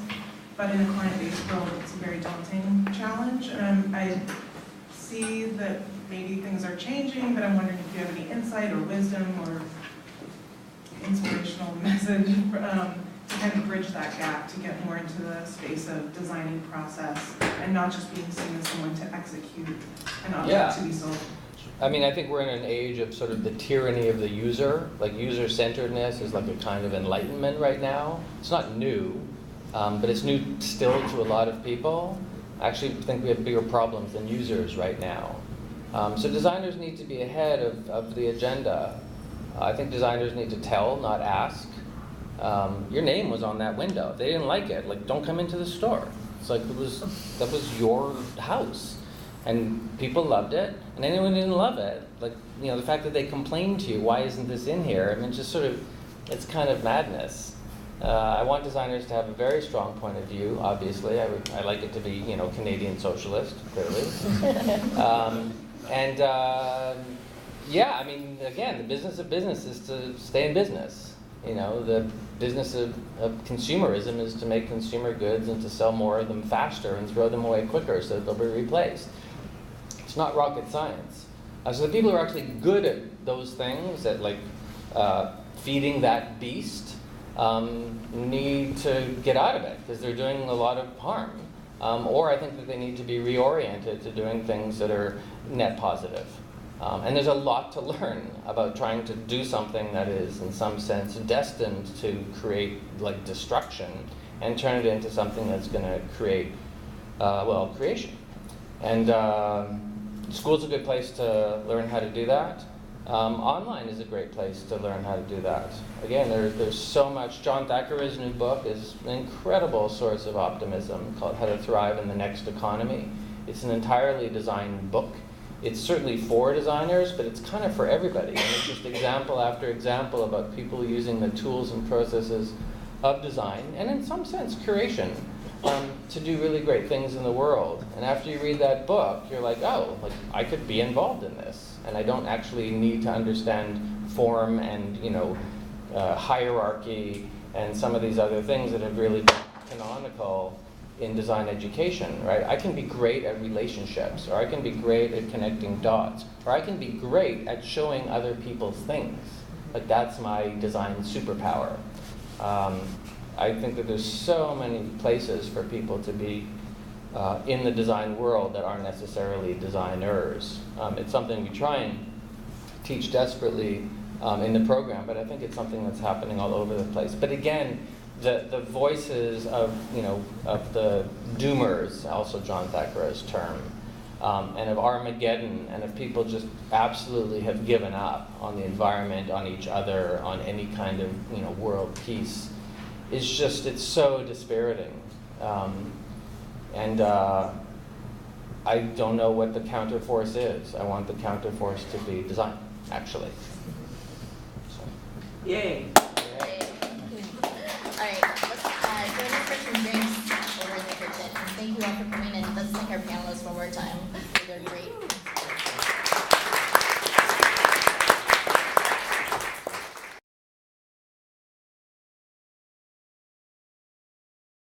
We waited in line, got our tickets, and we're looking at the art. And I overheard this couple, a man and a woman who I presumed were a couple, I presume were married, based on their conversation. And the man said to the woman, they were having an argument about this one work of art they were looking at. He felt it should be in the collection and she didn't. And he said, I really, really strongly feel this should be in our collection, if we had a collection.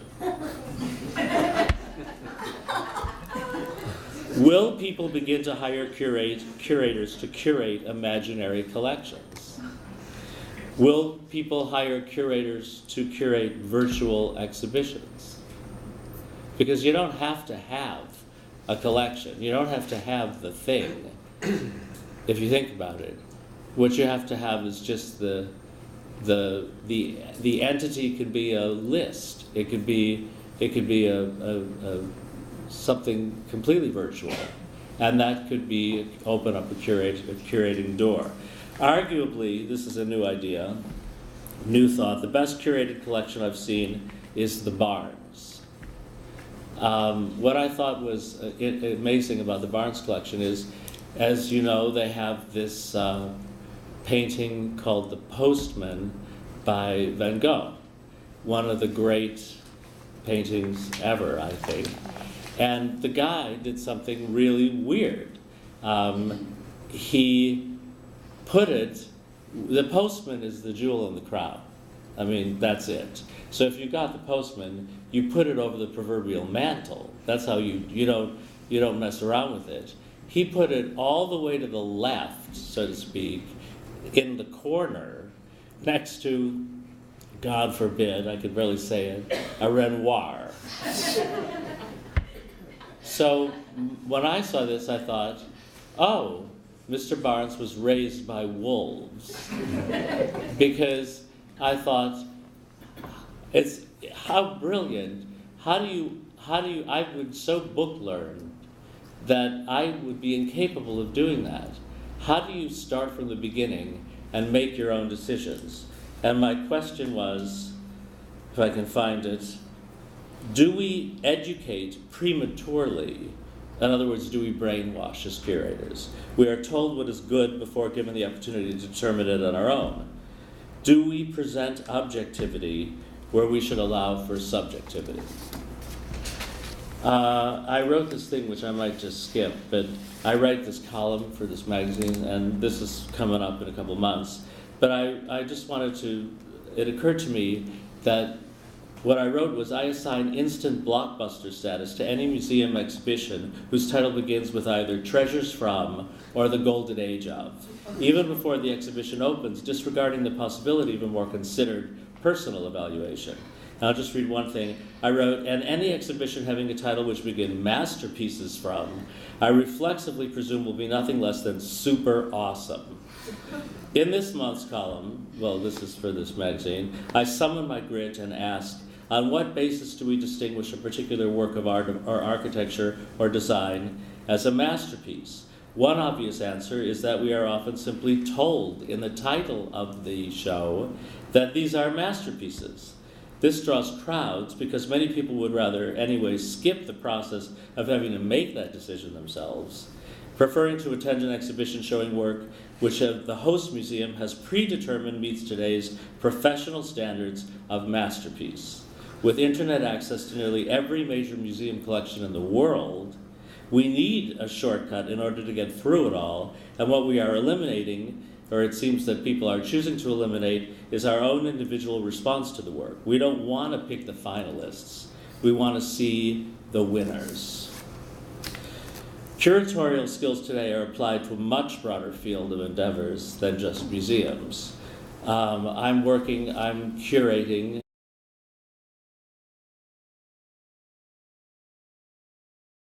Hi everyone. I'm Stephen Henry Madoff, the chair of the MA in Curatorial Practice. Welcome.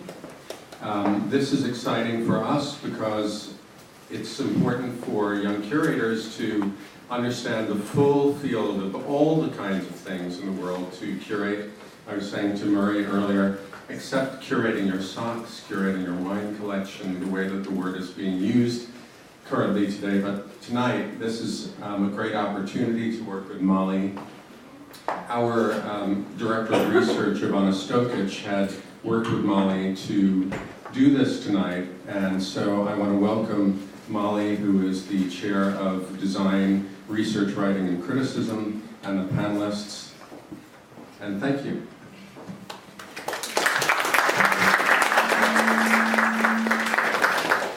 Thank you, Stephen. Sorry about that.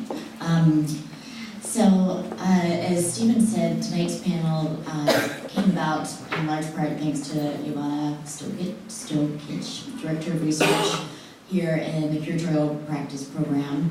And Ivana was interested, as our event says, in thinking about curating beyond fine arts. And over the course of some informal conversations that we had, we thought it would be worthwhile to probe the limitations, boundaries, and possible new freedoms of the politics of display as it relates to design. So, because of its potential for mass production, design and the act of displaying design comes with its own set of issues and responsibilities. Tonight's discussion will consider the ripple effects that curating design extends into the wider world. And this panel aims to surface an array of questions embedded in curating contemporary design, from topics to objects, from sponsors to venue, that relate to social, political, and economic issues. So there are many directions the conversation about the challenges of curating design might take, but tonight we're going to mainly focus on the physical world, on three-dimensional objects, and try to take a close look at the relationship between design, object, and curator. What values are implied by curatorial choices, what due diligence is required, what value is assigned through selection, display, and promotion of objects. So we wanted to bring together a group of thinkers who are coming at the topic of curating design from different perspectives and see what happened and hopefully generate a lively debate. So I'll introduce our panelists briefly. So at the end of the couch, representing curator entrepreneur, we have Murray Moss, and Murray is the co-founder and principal of Moss Bureau, a design consultancy providing services to museums, corporations, and private collectors. He is founder of the internationally renowned design gallery Moss. During its 18 years in Soho, Moss was called the best design store in the world, and Murray was described as America's most closely watched purveyor of industrial design, and he still is closely watched. Murray is a lecturer, author, and curator, and conceived over 100 exhibitions for a wide range of venues, including the Victoria and Albert Museum in London, the Museum for Angewandte Kunst, or the MAC in Frankfurt, and the Warhol Foundation in Pittsburgh. Next to him, representing a designer-curator, is David Weeks. And David is a designer and the founder of David Weeks Studio, based here in New York. David studied painting and sculpture at the Rhode Island School of Design, and worked in the Manhattan studio of designer Ted Newling before he founded his own studio in 1996. And in 2013, David opened his own flagship storefront in Tribeca. One part gallery, one part creative lab. The store showcases the full breadth of the studio's collaborations and capabilities. They range from high concept light installations and furniture to products designed for companies such as Flavor Paper, Christopher Farr, and E15. And then next to David on the couch, representing museum curator and writer, Brooke Hodge is Deputy Director of the Cooper Hewitt National Design Museum here in New York. Before coming to New York, she served as Director of Exhibitions and Publications at the Hammer Museum in Los Angeles, and before that, curator of architecture and design at the Museum of Contemporary Art in Los Angeles. And she has also been director of exhibitions and publications at Harvard University's Graduate School of Design. Brooke is a widely published writer on architecture and design, and from 2000 to 2008 to 2014, she contributed to the biweekly column Seeing Things in the New York Times T Magazine blog. Her most recent exhibition, Provocations, the Architecture and Design of Heatherwick Studio, just closed at the Cooper Hewitt, so I hope you all had a chance to see it. And finally, to my left, designer and educator Alan Toshinov. Alan is the founding chair of the multidisciplinary MFA in Products of Design, the graduate program here at the School of Visual Arts, just a few floors below. And he is a partner of Core 77, the design network serving a global community of designers and design enthusiasts.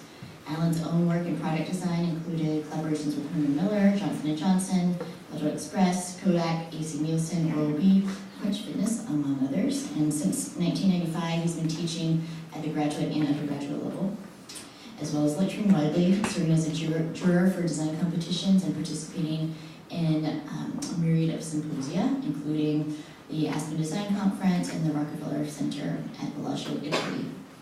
And we've asked each panelist to give some brief introductory remarks that will shed some further light on their perspective and also raise issues that they feel are critical with regard to curating design. So some people have slides and some people do not, but all will be speaking for under 10 minutes each, right?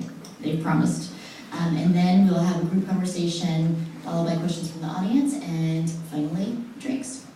So, as I said, our touchstone throughout this conversation is going to be design objects. And I just brought a couple of slides to launch in. For example, this collection by designers Bursell and Steck called the Taboo Stool.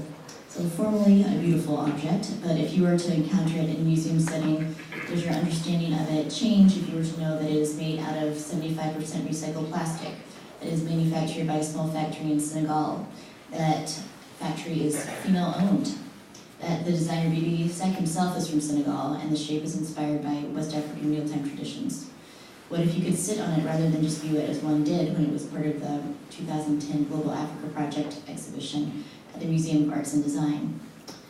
And design has always been interactive. It's the nature of design. The Cooper Hewitt Design Museum features an object of the day on their website. So what are the questions we want to be asking of this object? Moves the conversation about design and curating design forward. Who is behind those questions and who is the intended audience? At the Design Research Department, where I work, we define design quite broadly. Should we give the word curator and the act of curating the same latitude? I just popped up this article by Mia Tokumitsu from the New Republic from August. The title is The Politics of the Curation Craze, and talking about the loose use of the word curator today. And I'd like to come back to this a little bit later, but I know Murray may be holding forth on that very subject. So Murray, without further ado, I'll turn it over to you, and then we'll have David, Brooke, and Alan.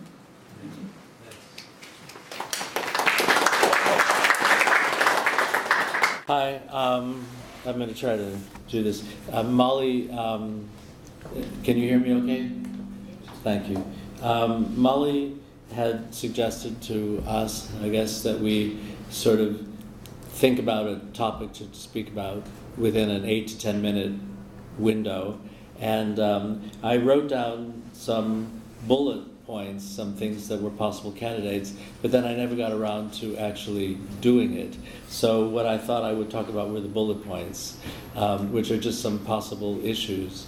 And excuse me reading, but that's what it is. I don't have any images or anything. And just throw me out at 8 minutes. But I thought I wrote down originally some points to discuss perhaps on the subject of curating. The first bullet that I had was curated is the new black. And why is curated in something to be curated so in demand today? And I think it's because it's hoped that it will reintroduce good arguments and credentials, both which are terribly out of favor at the moment, not to mention out of fashion, and the best foundation for presenting ideas, including ideas presented pictorially. It certainly suggests a growing dissatisfaction with the ubiquitous, which we all know, commentator on social media, who rants and raves without ever being required to present an intelligent, well-articulated, and substantiated argument. Curated, I'm proposing, is the new black because it involves making an argument, as a lawyer does in a courtroom. And I believe that making a good argument, and to put it in populist terms, is the next big thing. I thought we could talk about possibly curated is now a corporate strategy for creating brand identity. You're talking about socks, was dead on the money. I have not curated socks, but I'm totally available through my bureau, and I hear that could be quite lucrative. What you put on the screen was interesting because this goes back to 2009 in the New York Times. The tipping point, which when I read that I thought, oh yeah, the tipping point, is a store in Houston that calls itself a sneaker lifestyle shop and doesn't just sell a collection of different colored rubber soles along with books, music, apparel. Its website declares the store curates its merchandise. This is 2009. Promoters at Pianos, a nightclub on the Lower East Side, curate a night of curious burlesque. Eric Demby, blah, blah, blah, personally curates food stands. And to think not so long ago, this in the New York Times says curators used to work in museums. The word curate, lofty and once rarely spoken outside exhibition corridors of British parishes, has become a fashionable code word among the aesthetically minded, I don't know what that means, who seem to paste it onto any activity that involves culling and selecting. There's another one in the Chicago Tribune, more recently, 2013. You have a Netflix queue, which you maintain, nurture, cull, and arrange. You curate movies. You have an iTunes playlist on your computer, and you probably tell a kind of story. You curate music. It goes on and on. And of course, the marketing departments, I have a bureau and I'm working on a commercial with commercial entities, obsessed with brand identity, which I wouldn't disparage any longer because it's what I do, have opened up, the good news is, the job landscape, which I think is something we could talk about, for professional curatorial skills, as they are redefined. And one website I visited features the title, How to Curate Good Content That Makes Your Brand Look Good in Social Media. Art is the new populist pastime. I go to art exhibits like all of us and art fairs, and a couple years ago, what startled me was I was at, I think, the Armory show, and it was packed. You know, the artwork can be very expensive, so I doubted all these people were buyers, but it was packed, and not the socks, but something that could be considered on a par with it, which I'm quite proud of, condominium amenities.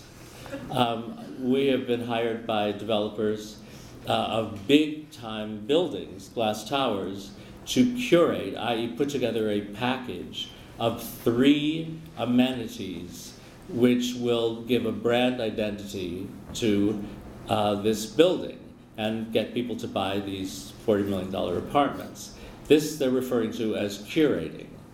And what I wanted to share with you was one of the amenity packages that somebody else had done was the amenity package that was curated. A chauffeur's lounge, discreet exits which avoid paparazzi, and you also get a wine-tasting pagoda on a high floor. I'll just leave that at that. Museums on occasion seem conflicted between supporting an age-old agenda or exploring new ideas, new values, new perceptions in regards to that collection.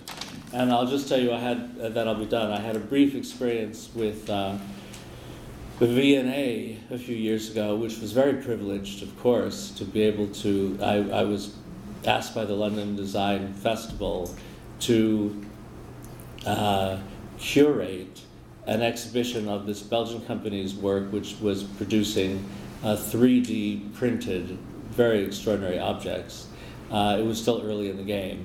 And they gave me the opportunity to, because I've been going there for 50 years, to choose my favorite objects in the collection in the whole of the V&A, and to juxtapose maybe 24 or 25 of them, I can't remember, with works that were 3D printed to make a story out of it. So the first thing that I did was go to this empty niche. It wasn't a thing in the museum, but when you come in the exhibition road, I've noticed over the years that it's empty. It's been empty for 50 years at least. And so I thought, how cool would it be as a curator to put something in the niche to draw attention to the fact, because there's a Roman god at the top of the steps looking down at this empty niche. There must have been a Roman goddess or something there looking up at this guy. So this person, believe it or not, called the keeper of the niche. And the keeper of the niche said, "You ain't putting anything in my niche." And I took this very seriously, and I said, "So your curatorial ambition is to keep the niche empty?" "Yes." So I said, "So in other words, you curate nothingness?" "Yes," so to speak. So I went to other people in the museum. I just went above her because I figured, at that point she hated me anyway. And I won. Because I said it will accentuate the void if you fill it for 7 days. Sounds curatorial. And in that same instance, there's a very famous Medici Renaissance column, and I wanted to put something on the column, and then I had to go speak to the keeper of the column. That's what it's called. And the keeper of the column says, "You ain't putting anything on my column because it's not a column. It's art." Hi. "It's art." And I said, "Yeah, but why can't it for 7 days have a duality, be art and a pedestal again?" I was going to offer to re-pedestalize, which I actually said to the guy, this pedestal, and he said, "No way is that going to happen." And I went above him, and I lost. They said, "It is art, and you don't put art on art."